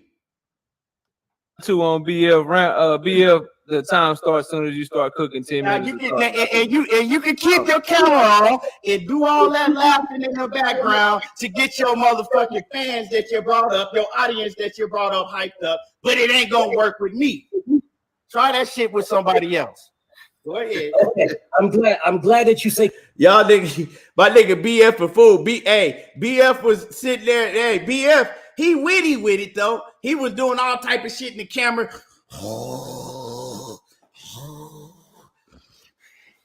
He doing all type of shit in the camera the whole time, and that's part of his strategy to write. That's part of his strategy to get his audience paying attention to what he's saying or what he's doing in the camera. Now, what my brother Knockout and what OTB should have done, they should have stopped that shit. Like, hey, look, bro, you can't, you got to let the debate, you know what I'm saying? You got to let the debater, but you can't do all of that. You got to, you know what I'm saying? You can't do all of that.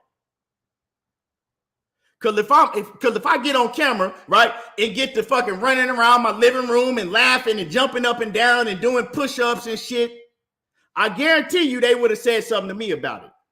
So you gotta, you know what I'm saying? You gotta stop that shit. You know, you can't do all of that because when somebody's debating, nobody else is doing that on camera when people are debating. Nobody else. I ain't seen nobody else in a debate do all of that.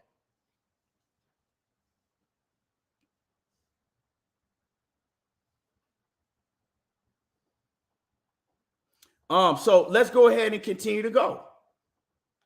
Keep my brother Bftb. You don't turn your shit on at all. Hey. Generations of fighters. Oh, hold on. For sure. My nigga OTB, that's what I'm gonna need you to do, dog. I didn't talk over nobody, so I'm gonna need that. I'm gonna need that same type of vibe. I got you. All right, bet. So now I got that. I'm glad he's telling me to keep my camera on because homie hasn't turned his camera on this entire time. So this debate is about the camera on. He let him talk his shit. Still talking, bro. You still talking. Okay, so now let's go ahead and get to this now. Let's get to this. I'm gonna give you my side of my face. Let's get to this. Smack. So he said, why you still talking? So he says that Adrian Poner is not a Hall of Famer, is what he says.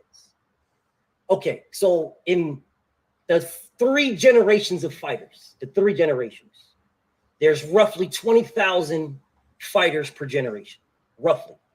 Generation, figure about 40 years.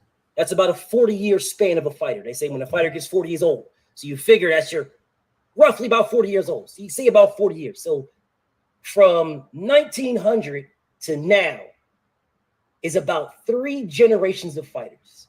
So with 20,000 fighters and per generation, that's 60,000 fighters. Out of 60,000 fighters, from then to now, out of 60,000, there's 175 Hall of Famers. That is roughly about 12%. And y'all said this was facts, and those numbers were wrong, right? You can't just make up shit and say roughly, and the numbers were wrong. And if anybody a goddamn fool that thinks that man went to the Hall of Fame, looked up everybody in the Hall of Fame, and then looked up their resumes and who they beat and who they, come on, man. Like, y'all got to stop with this shit. But Bftb, he knows that he got the crowd in his hands. And he knows most people, they're just going to say, damn, this is crazy. Nobody checked that. The judges didn't fact check that. Nobody fact checked none of that shit. He just said a whole bunch of numbers and knew that he was going to be able to get away with it because nobody was going to say nothing about it. Now, go ahead. Hold on. Let me go ahead and 12% of every fighter that ever existed, 175 of them are in the Hall of Fame. Out of that, there is 21 4-division Hall of Famers. 4-division champions. 21 4 out of 60,000. Out of 12%, that is not even a third of a percentage. Not even a third. That has had 4 divisions as a champion. Out of the 21 4-division champions, out of the 21, all but 9 are in the Hall of Fame right the fuck now. all but 9. Out of the 9 that are not in the Hall of Fame, 6 of them are still active. 6, to include Adrian Broner. 6. So my man says, Adrian Broner hasn't done anything. Adrian Broner this, Adrian Broner that, Adrian Broner, blah, blah, blah. Y'all just like y'all did the potential round with his. So is Adrian Broner this, Adrian Broner that, blah, blah, blah, blah, blah, blah, blah, and then made up a whole bunch of numbers and gave some fake percentages. Bro, like, y'all got to stop with this bullshit. I said Adrian Broner this, Adrian Broner that, blah, blah, blah, blah, blah, blah, blah, and a whole bunch of blah, blah, blah. You couldn't keep up with what I was saying because I gave you too many facts and you couldn't rebut it. Blah, blah, blah, blah, blah, in a whole bunch of this and a blah, blah, blah. That is not debating. That is not bringing no facts. That's not bringing no valid points. That's not, but y'all let him run y'all around the block and do that shit. Y'all let him run you around the block and do that.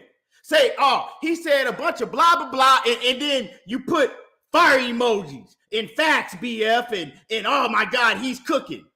When he didn't tell y'all nothing. He gave y'all nothing to back up anything that he was saying. He gave you, he told y'all, oh man, these fighters and percentage of this. He didn't give you not one name of one fighter.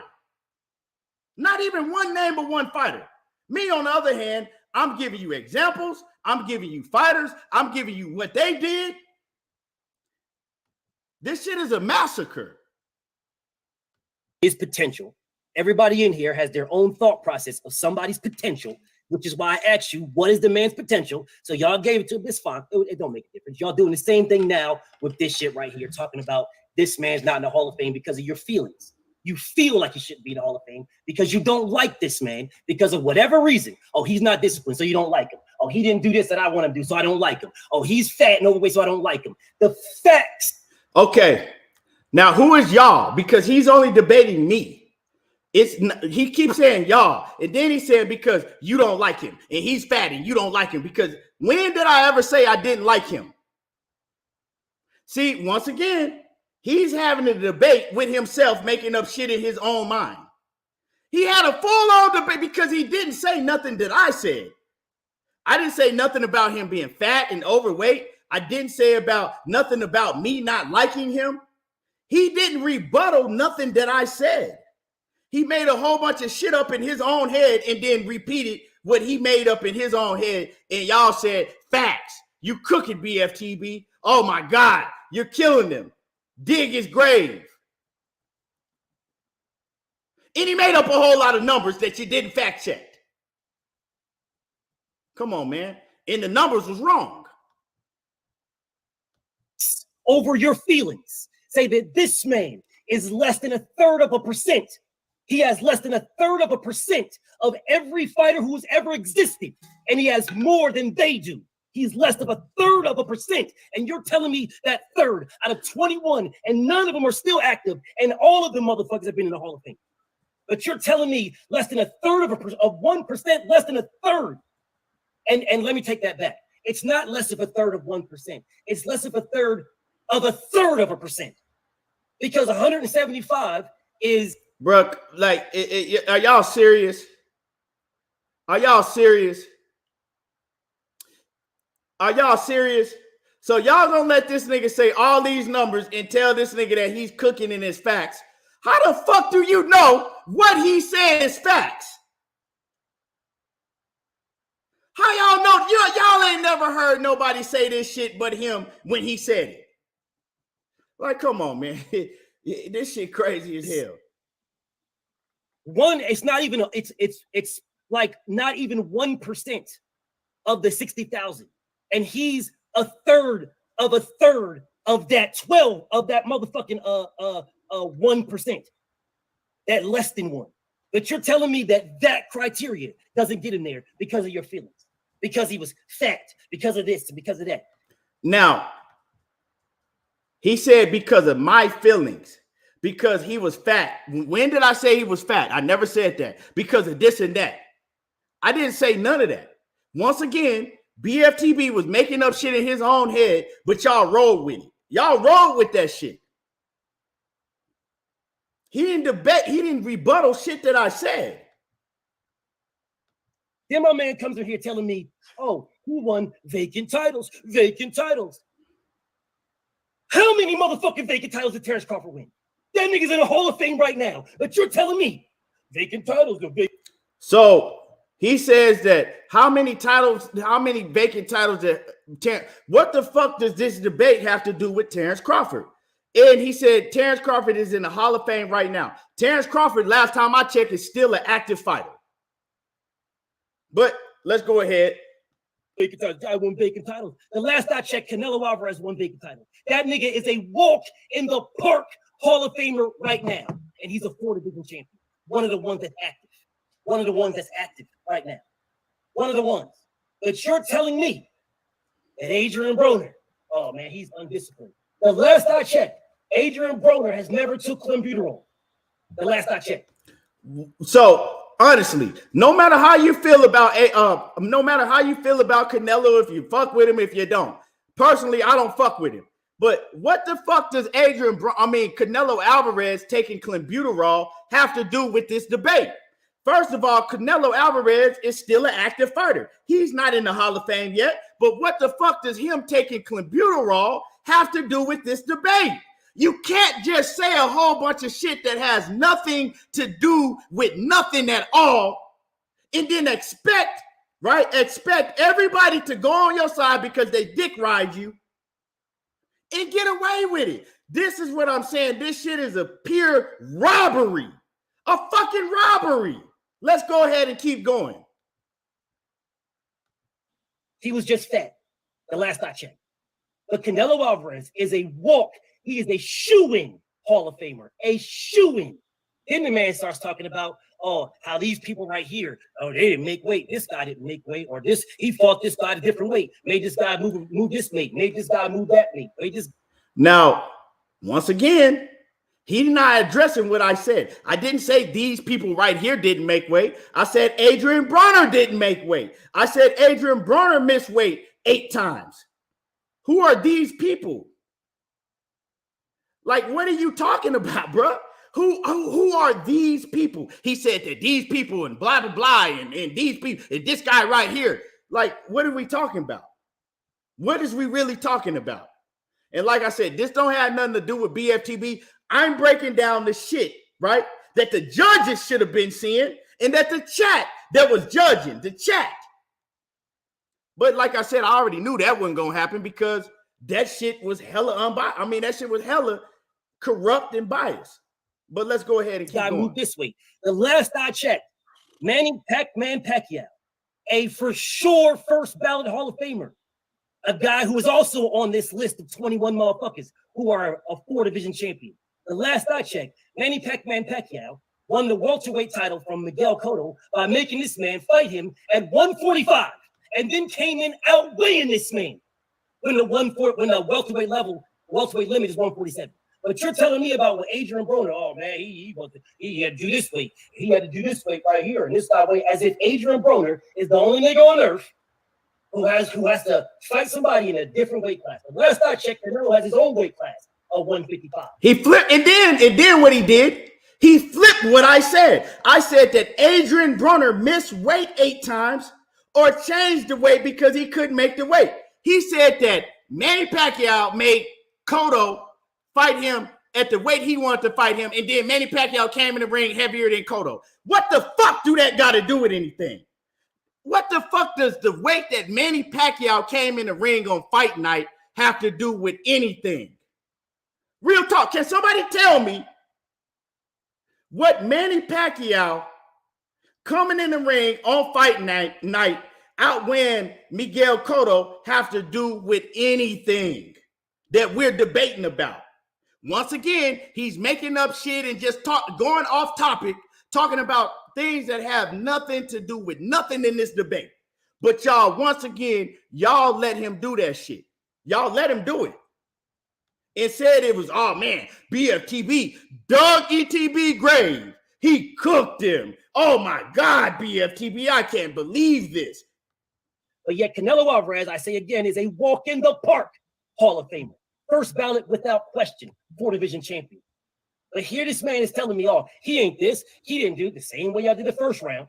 Your feelings over facts, your feelings about this man's potential, your feelings, and nobody in here told me what this man's potential was until I told you. But again, your feelings over facts, feelings, oh, I feel like Adrian Broner should be this, and I feel like it. Well, guess what? Your motherfucking feelings don't mean a goddamn thing to these damn facts. And the fact of the matter is, this man is less than 1/3%. He's in a group, a company of less than 1/3%. Then you run around here telling me, oh man, this guy didn't beat nobody, and this guy. Now he keeps saying feelings over facts. What facts did he tell? What facts? Did anybody in here hear him say one fact? And then he keeps saying, oh, my feelings. I never said nothing about my feelings. I'm giving you facts on what happened in Adrian Broner's career. What does this got to do with feelings? This is a debate. This is a debate. So who was in their feelings? When y'all heard me debating, did I sound like I was in my feelings? Sounds like to me he's in his feelings. Because he keeps saying facts, but he's not giving no facts. He's making up a bunch of numbers and saying facts after it. That don't mean it's a fact. I didn't beat nobody, and this guy, he didn't beat no Hall of Famers. What Hall of Famers did Arturo Gatti beat? I'll wait. 0. That's which one. And he's in the Hall of Fame right now. He's in the Hall of Fame for losing. He's in the Hall of Fame just for fighting people. There are several fighters who are in the Hall of Fame just for fighting, just for being in the fights with the name. The first name he gave, I'm going to give BFT, the first name he finally gave a name and gave something to back it up. He finally gave, okay, well, Arturo Gatti, Arturo Gatti's in the Hall of Fame and he didn't beat no Hall of Famer. But you know what? He made that up in his own head because I never said nothing about Adrian Broner not beating Hall of Famers. I said that every time Adrian Broner stepped up in competition, he lost miserably. I said every time it was a 50-50 fight, he lost miserably. He never beat no top-level opponents. I never said nothing about Hall of Fame. He made that up. So you can't make things up. You can't make things up, bro. And then just make it a debate in your own mind, right? Say shit and then for you to rebut that you made up. You can't rebut things that you made up. I never said nothing about Adrian Broner not beating no Hall of Fame fighters. I never said that not one time in this whole debate. But let's go ahead and continue. There is several out of the 175. There is many who didn't beat anybody. There is many who haven't fought anybody. Bro, Barry McGuigan fought one person at the end of his career, yet Barry McGuigan is in the Hall of Fame. One.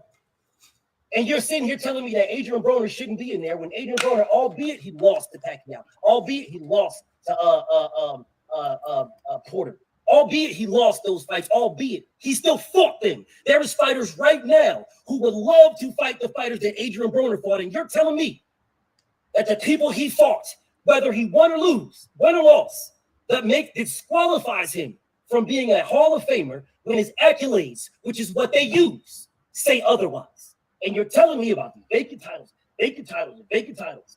I say again, Canelo won vacant titles. Terrence Crawford, vacant titles. Bro, there's a litany, and I'm talking about right now.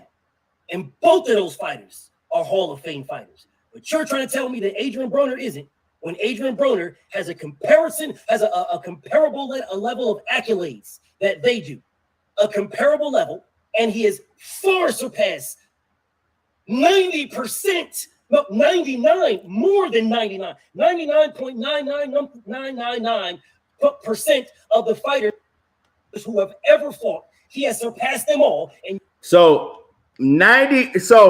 he said that Adrian Broner has said 99.9999% of the fighters who have ever fought, Adrian Broner surpassed them all. Bro, what are you talking about? What is you talking about, man? Like real talk. What is come on, BF? What is you talking about? 99.9999% of all fighters that's ever fought, Adrian Broner surpassed them all. Like, man, keep going. You're telling me that because your feelings that this nigga's fat, or feelings that this nigga didn't do this, or your feelings that he didn't do that, that your feelings is why he won't make the Hall of Fame. Well, guess what, my brother? The facts say otherwise. So he keeps talking about feelings and my feelings and my feelings. The question was presented to me. My job as a debater is to show everybody, okay, debate against the fact that he should be in the Hall of Fame. That's my job to do in a debate. But he keeps talking about because your feelings that he's fat. I never said he was fat one time. Oh, your feelings in your feelings in bruh. Who is in their feelings? Like, I don't understand. What are you supposed to do in a debate? Was I supposed to come on here and debate for BFTB? I mean, I could have helped him out a lot. Like I said, if I had fucked around and debated Knockout TV, it would have been much more difficult than this shit was, because this was easy. Now I'll give you back some time to try to rebut that. All right, let me catch these super chats real quick, then we'll go straight to your rebuttal, ETB. And everybody go subscribe to all the brothers and sisters in the chats with channel, man. G5, I see him in here, Glove Up Boxing and more. Anybody that I'm missing, Kui has a channel, OTB, Get the Smoke, Crush, BFTB, ETB. Everybody that got a channel that's up here, man, and that's in the chat. Y'all drop links. Everybody go subscribe to their channel, man. I support everybody over here, man. I try to show love to everybody that show love to me. And Young Billy, too. Y'all go sub to this channel as well. Shout out to my brother E. White. Yeah, shout out to my brother E. White with the $10 in the super chat. Peace and respect to the platform. Shout out to Kilo Nestor with the $5 in the super chat. Says welcome to the graveyard with a bunch of laughing emojis. You got niggas from his channel super chat the whole time for BFTV. I don't want to mess up your train of thought. Go ahead, man. 5-minute rebuttal round. It starts when you start talking, bro. And take that bullshit off the screen, because this ain't the graveyard. So let's get to it. You know, first of all, this man just compared Adrian Broner to Terrence Crawford and Canelo Alvarez. He compared Adrian Broner to Terrence Crawford and Canelo Alvarez. Well, he's saying that Terrence Crawford and Canelo Alvarez, they fought for vacant titles before. He didn't tell me what vacant titles they fought for, but the last time I checked, it's Terrence Crawford and Canelo Alvarez both actually beat a bunch of world champions. Right? So, yeah, he said Terrence Crawford and Canelo. He didn't name who did Terrence Crawford fight for a vacant title for? Who did he beat for a vacant title? Right? This is a debate. You're supposed to name that. You can't just say shit and not name what you're saying. You're supposed to name, okay, Terrence Crawford fought for a vacant title against such and such. And Canelo Alvarez fought for a vacant title against such and such. Real world champions. Not guys that they put in the ring and said, you know what? We're going to help you out. We're going to find the motherfucking Vicente Escobedo and put you in the ring with him, and you guys can fight for a vacant title. No. They beat actual world champions. Like I said, Adrian Broner, the only world champions that he beat was Antonio DeMarco and Paulie Malignaggi. That's not Hall of Fame, right? That is not Hall of Fame-ish to me. Now, you can say, oh, well, the third of percent of the 0.99.99 Adrian Broner is better than all of them. Why? Because BFTB said it. That's supposed to be a fact. That Adrian Broner is better than 99.99, and if you add and multiply a third of a percent, that makes Adrian Broner a Hall of Fame fighter. See, I'm pointing out the fact that he's just throwing out numbers to y'all, and y'all believe in this shit. Because I don't believe it. You can't just throw out numbers and then for me to be like, oh, man, shit, I don't know where I'm going to go with this one because BF is cooking. I don't know how I'm going to come back from this. I mean, you said a whole bunch of shit, but it didn't make no sense. Because, like I said, if you want to get down to the facts. When we think about Hall of Fame, we think about the best fighters in the world, right? Fighters that gave us something to remember. Adrian Broner, he gave us a lot to remember, but it wasn't wins. It wasn't people that he beat, right? Now, if we want to go to Canelo, if we want to go to Terrence Crawford, I guarantee you they have wins on their resume that's a whole lot better than Paulie Malignaggi. Because that's actually the best win on Adrian Broner's resume. Now, what I should have did right here, right here, what I should have did is I should have gave y'all, examples of the guys that Canelo Alvarez and Terrence Crawford on their resume, that they beat. That's a lot better, like, what I'm saying, on the level that they beat, that Adrian Broner never beat nobody on that level. That's what I should have did right there. I didn't do that though, right? But I should have did that. So that's where I'm gonna knock myself, because I didn't do that, but I should have did it. But I'm already, this round is already won. Malignaggi or Antonio DeMarco, are either one of those guys A-level fighters? Are either one of those guys even B-level fighters? Well, we know that Paulie Malignaggi was old and out of his prime. And like I told y'all before, we know that Antonio DeMarco went on to lose his fights right after Adrian Broner. So, also, right? You want to go to the 99.99% and the 30% of the fighters that are in the Hall of Fame. Well, did any of those fighters that you compared to Adrian Broner to, did any of those fighters miss weight 8 times in their career? So you want to put this man in the Hall of Fame, and it's the same man that's been missing weight since 2010. This is the same man that can't defend the title because he can't make weight. But that's a Hall of Fame. And like I said, the last round, you continue to give this man credit for fighting top-level fighters. But you can't talk to me about him beating top-level fighters. 1 minute left, Keith. 1 minute left. It's about who you beat. Go down Adrian Broner's resume, and he didn't beat anybody. He beat Paulie Malignaggi and Antonio DeMarco. Once again, to everybody in here, you don't give credit for participating and not even come close to winning.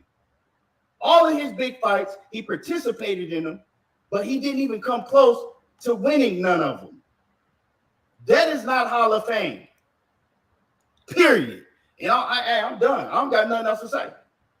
All right, it's on you, Bftb. You got 5 minutes. Timer starts. Okay, now this is his rebuttal. I gave all the facts. He gave a bunch of, he said a blah, blah, blah, blah, blah, and the 30%. Like, bro, that only stick to people that can't think for themselves. And I pointed that out. So when you start cooking, this will be the last part of round 2. Then we'll get the votes up. But you got 5 minutes. Go ahead and offer up your rebuttal for round 2. Well, he said he don't got nothing else to say, so he shouldn't have said that shit to start out with, to be honest. I get your feelings. I do. I understand you're in your feelings. I totally understand that. Your feelings don't equal to fact. Now, look at 817 bitch ass in the chat, right? Oh, this shit been over. Bftb been bodied this man. But the comment before that, this nigga put a gang of fucking caskets. Where did Bftb body anybody yet? Where? That's what I'm saying, dick riding. Instead of sitting this fucking ADHD having ass in the motherfucking chat, shutting the fuck up and listening to the debate, this nigga just typing away the whole motherfucking time. And so I'm giving y'all the reason why he better not bring his motherfucking ass over here again, because I don't fuck with him. Straight up and down. Shit he was doing, the shit he was doing was way out of bounds. Facts. I gave you facts. All right. There's in every generation, there's roughly 20,000 fighters in every generation. There's been three generations since the 1900 to now. That is roughly 60,000 fighters. There was 175 fighters in the Hall of Fame. I gave you facts. There is only 21 of the 175 who are 4-division champions. That is a fact. I don't know what the fuck you're talking about. Those are facts. I have no idea what you're talking about. Where I'm saying, oh, he's saying all this. Don't mean it. Those are facts. Whether you like them or not is irrelevant to me. So why are those facts? What can anybody in the chat tell me why are those facts? Are they facts just because he said? Why are those facts? You mean to tell me that y'all believe that this man went to the Hall of Fame, looked at everybody that's in the Hall of Fame, looked at what they did in their career, added the numbers, multiplied the numbers, and then came up with the percentages? Y'all mean to tell me this man did that? When this is the same man that told y'all, oh, I didn't even know what the questions were going to be. I just came in and just told you to fire away. I didn't even know what the questions was going to be. You know, I didn't even look at none of the questions before he said that. Before the debate started, oh, I don't even know what the questions are. I'm that good because can't nobody fuck. So y'all mean to tell me that he went and did all of that, but he didn't even know? Come on, man. Like, y'all come on. Y'all not fucking with a goddamn fool here. Like, you know what I'm saying? Come on, man. And then the judges are giving him credit for a bunch of numbers that he's throwing out. Did they fact check it? Did they fact check any of that? All he's doing is repeating the same shit that he said, right? That's all he's doing is repeating the same shit that he said the last round. That's all he's doing. They're facts, all right? And out of the 21, all right, there's only 9 who are not in the Hall of Fame. And out of those 9, there is 6 of them or 8 or whatever it is who are currently still fighting. You're talking about people who beat somebody. Terrence Crawford hasn't beat no one. He's beat no one. I'm gonna give you an example of Dick riding again, right? Right? Look at 817 again. That's called math, Keon, not some BS that BF made up. Bro, do you got some type of fucking sexual infatuation with this nigga Bftb?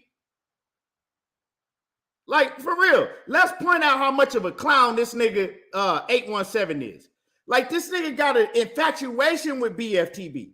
How the fuck 817 do you know that it's math and it's a fact? You know how he knows? Because he need Bftb to tell him how to think. He can't think on his own. Let's go ahead and go. Bro, you talk about your feelings. Again, your feelings about who you think is an A-level fighter. Well, people thought that Paulie. When did I say anything about my feelings? Did y'all hear me say anything about, well, I feel and my feelings are? I never said that. Something else that he made up in his head to debate. Is he debating me or is he debating himself? Paulie Malignaggi was an A-level fighter, which is why he was a WBA champion. The same people think about Paulie Malignaggi more than Paulie Malignaggi than they think about Ndongo, who Terrence Crawford beat for undisputed. But you talk about who this and who that and who this. Get out your feelings. I'm giving you facts, all right? And the facts of the matter is Adrian Broner is amongst the freaking 0.000% of fighters out of every fighter who has ever lived to be a 4-division champion. And all the other ones, minus the active ones, are in the Hall of Fame. I don't need to go any farther, bro. Facts over feelings. Get out your feelings. Now, how the fuck did the judges, how the fuck did everybody score that round for him? This nigga came in the rebuttal and said the same shit that he said in his debate. In the rebuttal, he said the same exact things. He's supposed to be rebuttaling what I said. And he didn't do none of that. He came and took y'all around the block and said the same exact shit. And y'all was jumping up and down, biting your, oh my God, biting your fingers, running around with pom-poms like bitches and shit, talking about, oh my God, BFTB cooked. Well, he said the same exact, this is a rebuttal. He didn't say nothing different. He said the same exact thing, and he didn't rebuttal nothing that I said. And he keeps talking about, this is feelings, your feelings, and your feelings are. I never mentioned the word feelings one time. One time. Didn't say nothing about feelings one time. Why is it? Because he said that, oh, it's about facts over feelings. It sounds good, but what do you mean? It's about facts over feelings. This is a debate, bruh. So it sounds like to me, like, was you expecting me to debate with you? Or was I supposed to be debating against you?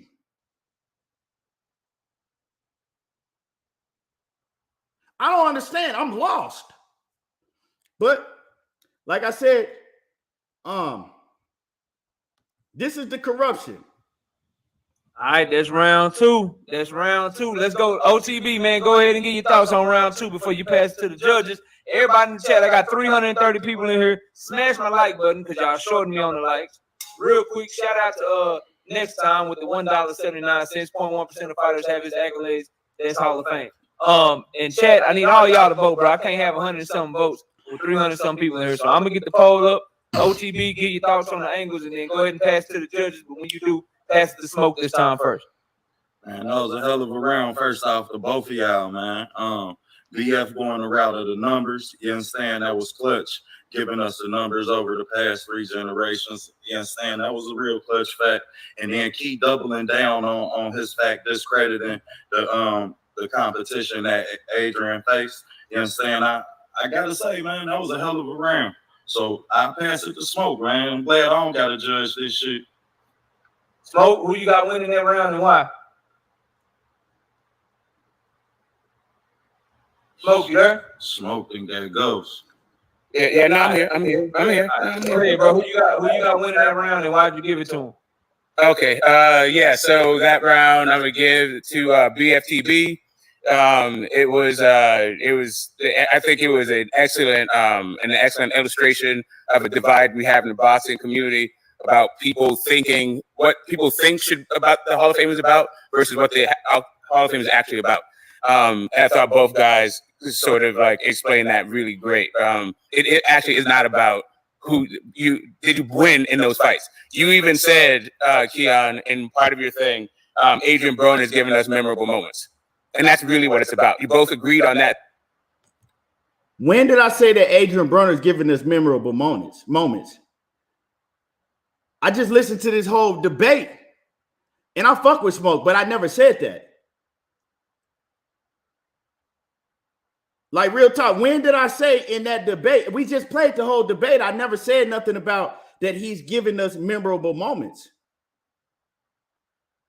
And then one thing, like I said before, it's a debate.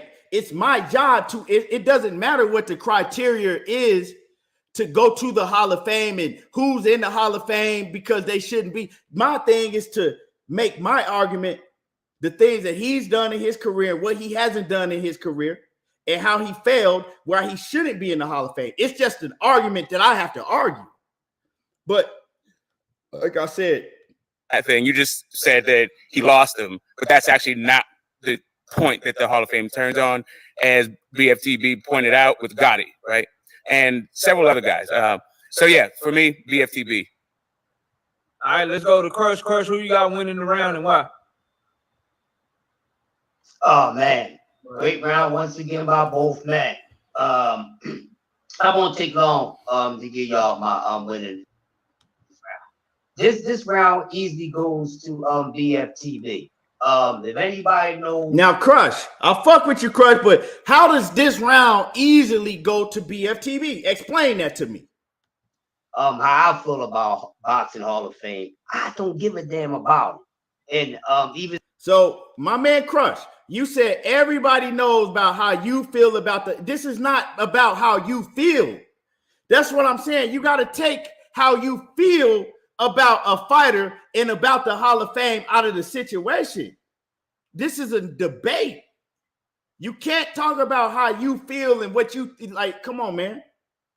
Like I said, this ain't nothing against. I fuck with Crush, but some of you great content creators has spoken on how much of a joke that it is. And I don't think that it should be a question why AB cannot get in the Hall of Fame no matter what BF broke down. But it's a reason enough, because when you got guys who's in the Hall of Fame just off of merit, because we have guys in the Hall of Fame off of getting their ass beat down to the bone gristle.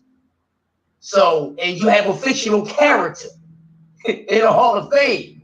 So with that being said, the argument is really not easy to say, you know, whose argument is the best, because Boxing Hall of Fame really don't have an itinerary, you know. So with that being said, we have all these guys in there because there's a lot of guys in the Hall of Fame.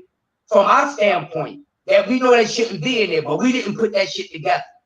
So because Boxing Hall of Fame is what it is, and you ain't really is really on popularity, how much they like you, because if they really did it the right way, we wouldn't have a Rocky in there, fucking a Tor Gaddy and a few other guys who got the ass beat. So I have to get that to the grave digger. So his resume accolades, win, lose, draw, whatever, is good enough to get in the Hall of Fame because of those reasons. So I have to get that to the end. So you can't do that. You can't judge it like, come on, man, Crush. You can't judge it off of your feelings. You saying that, well, it ain't really about who gave the best argument. It's about how I feel, because you can't really say that he's not in the Hall of Fame because the other guys that's in the Hall of Fame. You can't do that, bro. Bro, it's a debate. It's about who gave the best argument. See, this is what I'm saying. This is what I'm saying. Like, come on, man. Y'all don't see nothing wrong with that? Y'all didn't see nothing wrong with that? Like, that shit crazy. You can't do that. You didn't say, well, because BFTB gave these facts, because he didn't give no facts. He said a whole bunch of numbers that y'all didn't even know if it was true or not. Like, that shit crazy. You know what I'm saying? And then you saying basically you can't really say if he, you know, it's not a debatable question. Like, bro, it's my job to answer the question that Knockout gives me.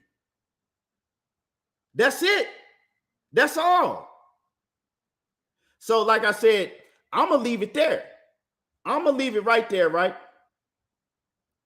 I'm gonna leave it right there. Let me log out of this. I'm gonna leave it right there. We ain't even gonna go through the third round. We ain't even gonna go through the third round because I don't really got time for that, right? But right there, I won those first two rounds clearly. Like, to me, it wasn't even a hard debate.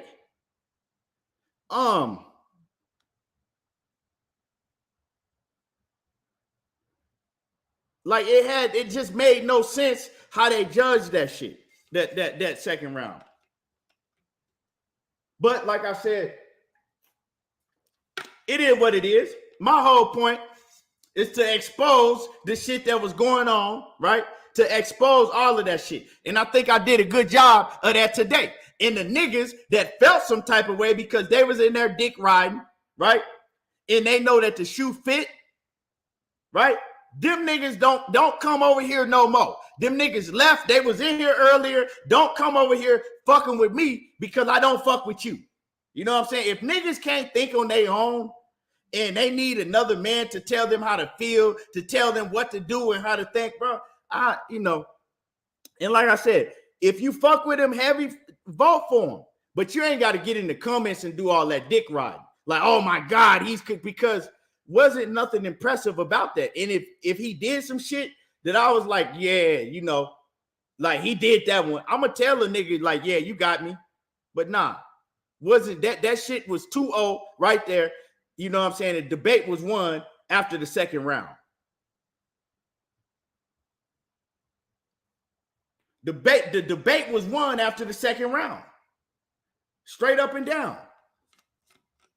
Wasn't nothing else to talk about. You just can't do that. You can't say blah blah blah, and he said blah blah blah, and a bunch of blah blah blah blah, and this guy and that guy and you guys and he's in his feelings and his facts and facts. You can't, bro. That doesn't win you a debate.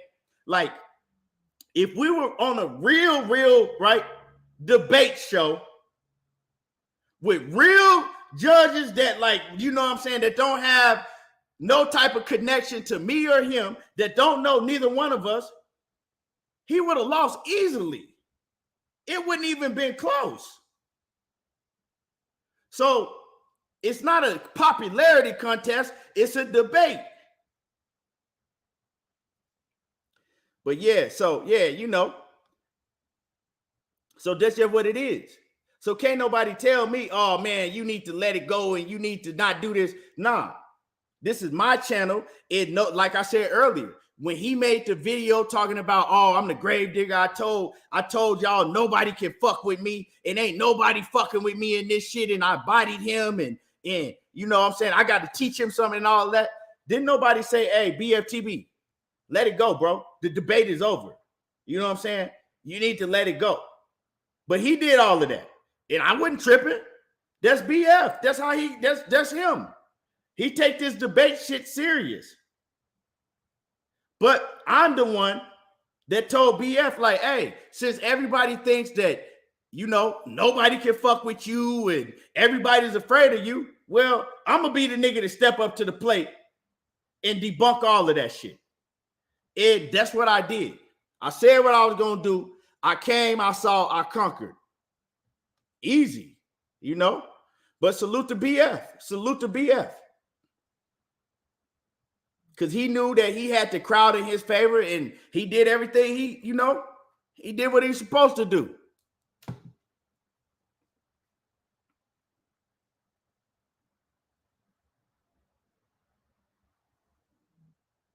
You know? Jerome King, you can't just say something and then just think I'm gonna ride with it. I want you to tell me what points did Bftb make, right? What points did he make? I want you to tell me the fire points that you thought that he made.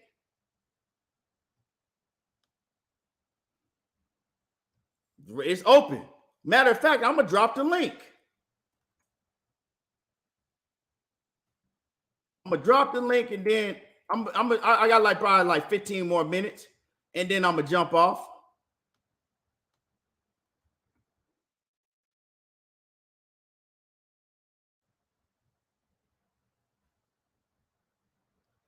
Nah, it shouldn't have been no draw. I ain't like, if I thought it, okay, yeah, I'm cool with the draw. Nah, it wasn't no draw.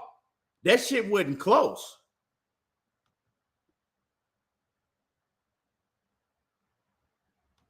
Like, to me, honestly, and I'm just keeping it real, how I feel about it. Like, it wasn't no draw. Like that, it wasn't a close debate to me. If it was, I would say that. Like that, it was 2-0 right there.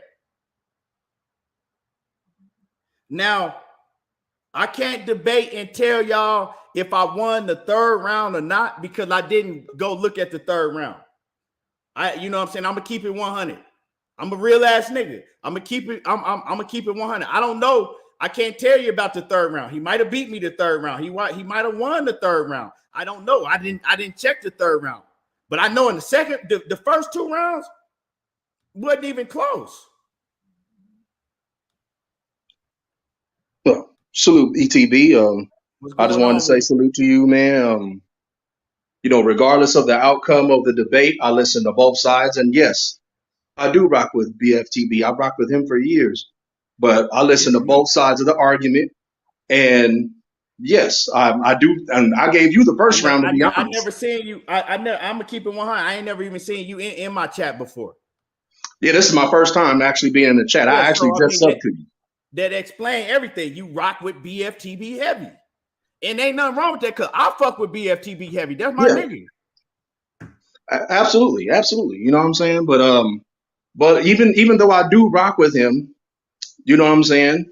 I listen in those debates. You're right. You have to listen to what's being presented. And yes, I gave you the first round. To be honest, I gave you the first round. You know what I'm saying? Well, I mean, and I'm gonna keep it 100 with you. Bro, don't even come in here. 817, you a dick riding ass nigga. Don't come in here. I ain't got shit to say to you, bro. I said everything I had to say about you. And you know what I'm saying? If you want to hit me, if you want to hit me, you know what I'm saying? You know how to hit me, bro. I ain't got shit to say to you. You a dick riding ass nigga. It's like that. Real talk.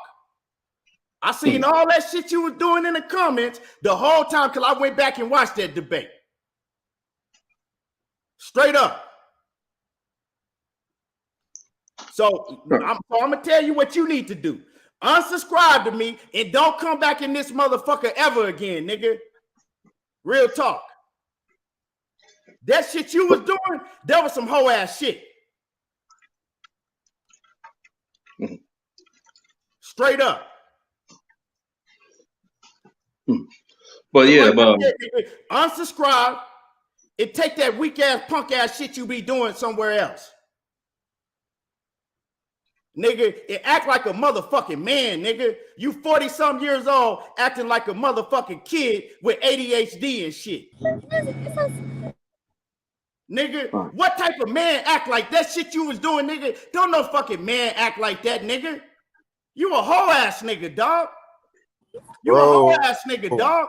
And get the fuck up out my chat, nigga. I'm gonna make sure you unsubscribe. Yeah, now go ahead. Go ahead. And with that nigga dick riding ass nigga, and he was going above and beyond. Like if he said a couple things, I'd be like, okay, yeah, you know, it's cool. That's just 817. You know, I'm paying no attention to the nigga. But the nigga was going on and on and on and on and on. And like, honestly, I would have felt weird if a nigga was doing shit like that to me, because that's gonna make me uncomfortable. Like, damn, this nigga really like got an infatuation with me. Like, you know what I'm saying? Like, this nigga really, really fuck, like, wanna, you know what I'm saying, do something with me or something. I don't rock that way. But go ahead, my guy. Go ahead. But yeah, man. But as far as the first round, yes, I gave you the first round because I will admit, when it comes to Adrian Broner, he's done a lot of things that was just effed up, and he did a lot of things in his career that well, I would say would, how can I put it? He did a lot of things in his career that pushed him back.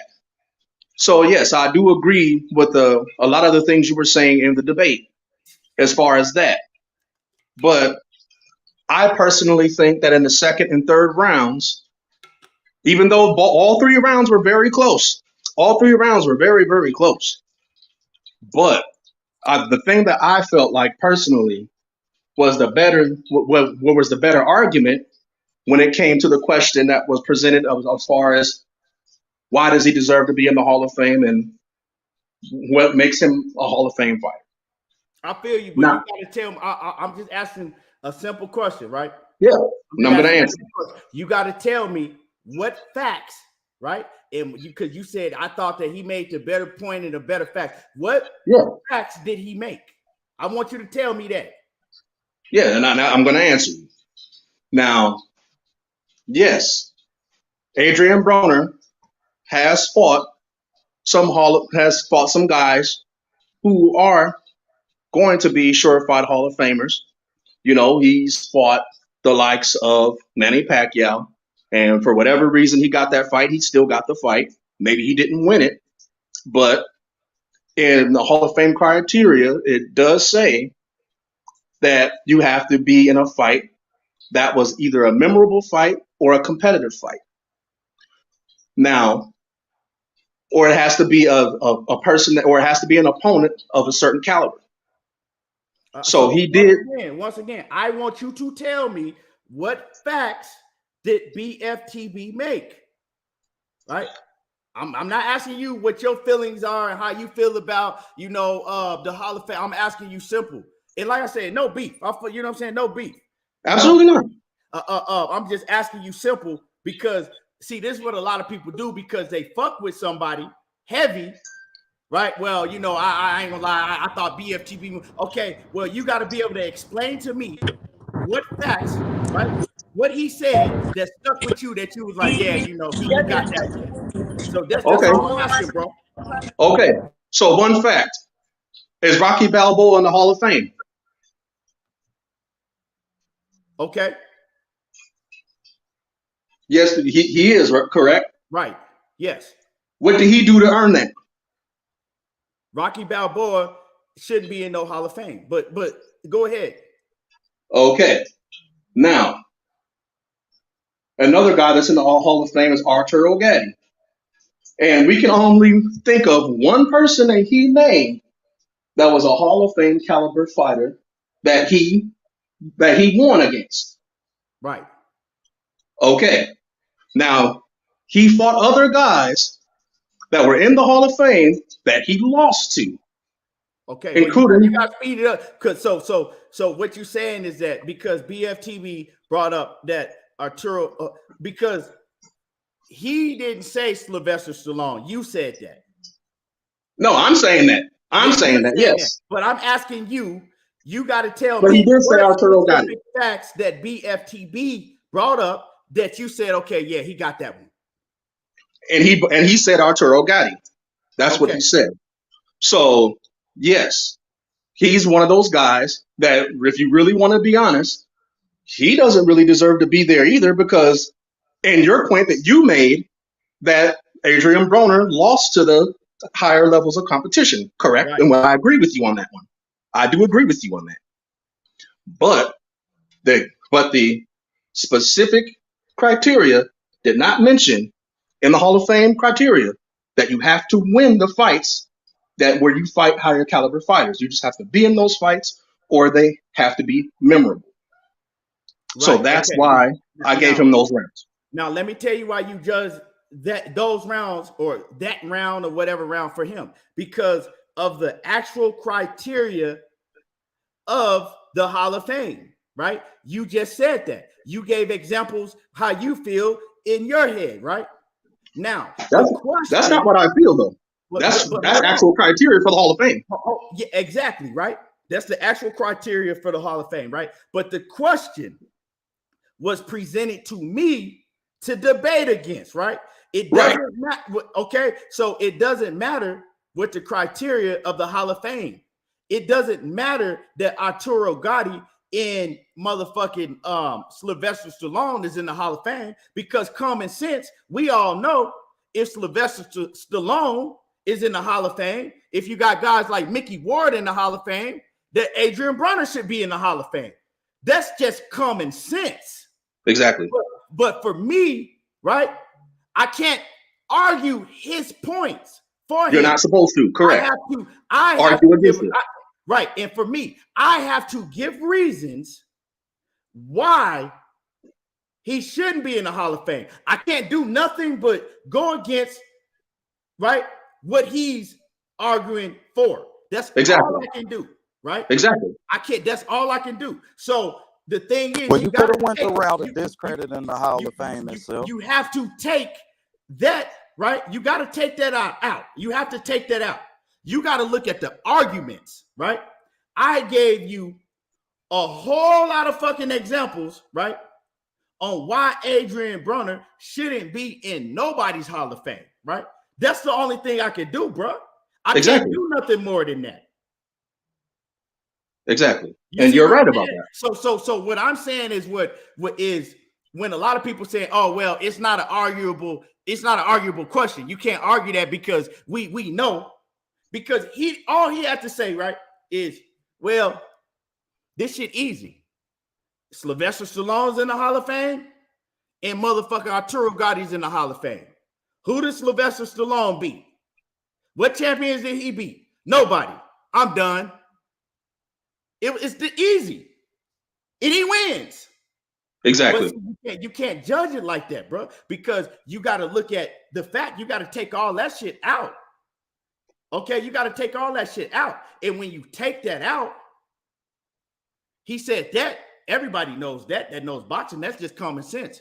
But everything else he said, it wasn't no facts to it.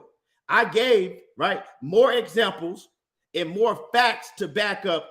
If you look as a sports fan, this guy that hasn't done this, he ain't done this, he ain't done this and that, right?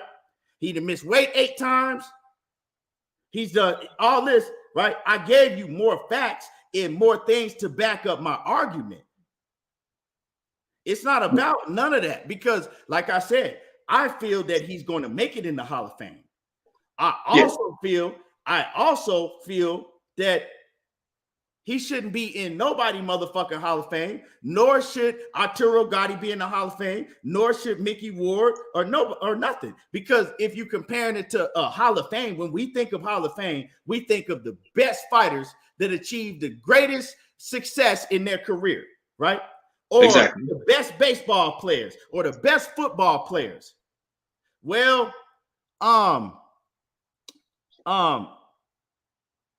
in football, right? If you go to, let's say, let me think of a name. A cornerback that I don't know, you know what I'm saying? Just fucking Alvin Harper, right? Alvin Harper was on what? 3 Super Bowl winning teams with the Cowboys? Yeah, he was a wide receiver though. A wide receiver, right? A wide receiver. Well, Alvin Harper was on 3 Super Bowl teams. Put him in the Hall of Fame. Like, they don't do that in football. That's true. They don't do that in baseball. So when you think of Hall of Fame, you think of the greatest fighters or the greatest athletes to ever touch the field or to ever step in the boxing ring. Now, honestly, when you think of Adrian Broner, do you think of one of the greatest fighters to ever step in the ring? No. Absolutely not. Okay, so that's all I can argue. I can't argue what the criteria of the Hall of Fame is, right?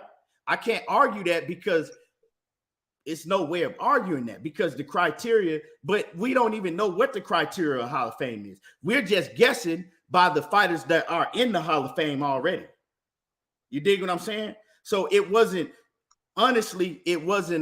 you can't say it's not an arguable question because it has to be an arguable question because that's the question that I was given though. You see what I'm saying? That's the question I was given. So my job is to give you facts, give you solid points on if you don't know who Adrian Broner is, if you don't know the criteria of the Hall of Fame, if you're listening, and I'm trying to teach y'all how to judge things. If you're listening, right, you take all the knowledge out the window. If you're listening and you listen to, okay, when you hear what I said, would you say, you know what? Yeah, he should be in the Hall of Fame. No, you're going to say, how the fuck is somebody that's missing weight 8 times, somebody that's never won a 50-50 fight in their career, the only fights they won is the fights that they were highly favored in, they never beat a top level opponent. How the fuck did this man make the Hall of Fame? And that's why I gave you the first round, to be honest with you, because you made those points. No, the first round wasn't about that. The first round was potential. And I felt like the second round was about that. And you said that you felt that he won the second round. So I'm saying, how can you say that when I gave you fact after fact and point after point? I said that, but you did mention that in the first round, though. That the things you're saying now, you did mention in the first round. No, I didn't mention that in the first round. I didn't mention nothing about him missing weight. I didn't mention the first round. What I mentioned is I mentioned everything that he did outside of the ring that was undisciplined, like going on the tour. Well, yeah, you're right. I take that back. You're right. All of that. Yeah, first round was potential. I take that back. You're right. So when I'm saying it, when you go back and you break it down, right? And if you have knowledge, because if you're judging, you should have knowledge of all these things. You shouldn't be able to judge and for me to tell you, well, motherfucking Adrian Broner, He sold out fucking every arena he been in, and he's a pay-per-view star, and he's been on pay-per-view 15 times. If I'm a judge, I'm supposed to know if that's true or false. That's true. That's true. Well, what's the highest form of debate? The presidential debate. How often do them motherfuckers win with lies? The presidential debate? They lie all the damn time, bro. That's Yeah, my they do. only. You understand? And to me, the debate is about. Hey, BFTB for president. Hey, I ain't gonna lie. I'm gonna keep it 100. You know, that's my guy. BFTB, he'll make a hell of a president. That motherfucker for real. Y'all think Donald Trump could BFTB, he'll make a hell of a president. Real talk, he will. Well, and then the other thing I had He was know how to sway people and make people believe shit that's the furthest from the truth. that's what a debate is about. It's about manipulating the truth and persuading it on. But when you are judging, you should know the facts surrounding the debate. That's all I'm saying. Yeah, I agree with you, bro. And I said that like to Uncle Crush when he was in here, like you said out of your own mouth that y'all know what I think of Adrian Broner. Right. Once you say y'all know what I think, then you make it clear that it's your opinion.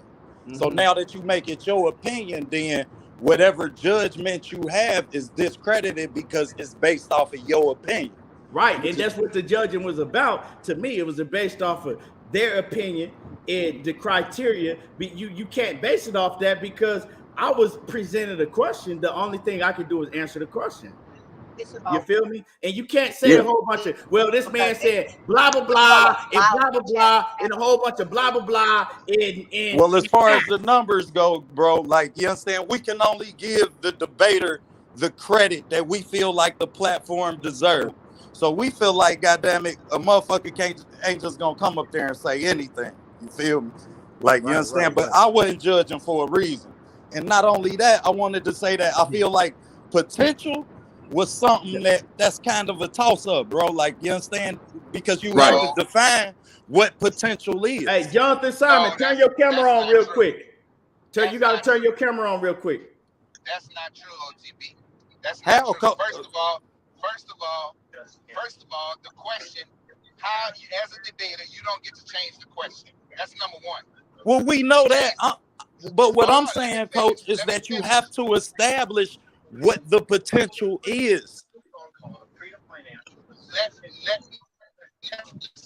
know this, that if you go around drinking and smoking and drinking and getting out of shape, not living a box lifestyle, you're not going to reach your full potential. Point blank and period. That's number one. Number two, he never answered the question as far as mental health is concerned. So are you rating the potential off of talent? At all. It don't matter. You don't get. So, Coach, are you rating the potential off of talent or dedication? You said that you were going to. Listen. First of all, his part of the question, he was supposed to answer the question about. Well, we know that he didn't answer the question. I'm telling you the problem I had with the question. But guess what? So we know that he changed the question. Okay. I'm telling you that I had a problem with Hall of Fame being debatable for the reasons that y'all just noted. And I had potential on never being established. And I would have to give credit to the debater who established what his potential was and for what reasons.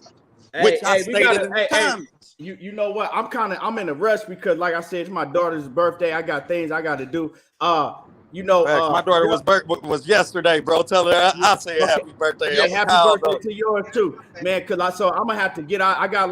I give y'all 2 more minutes and I got to get up out of here. Jonathan Simon, I see you hopped on. What's happening with you? What's going on, my brothers? What's going on, OTB coach? I can't remember the name of the other guy. I thought it was an excellent debate, and both guys, presented their argument. I agree with a lot of stuff BF said, and I agreed with a whole lot of stuff ETB said. You know what I'm saying? He was speaking facts in behalf of Broner. You know what I'm saying? It is what it is. It's facts. You know what I'm saying? It's common sense and logical how the man handled his career. You know what I'm saying? You know, that's his fact because it's in living color.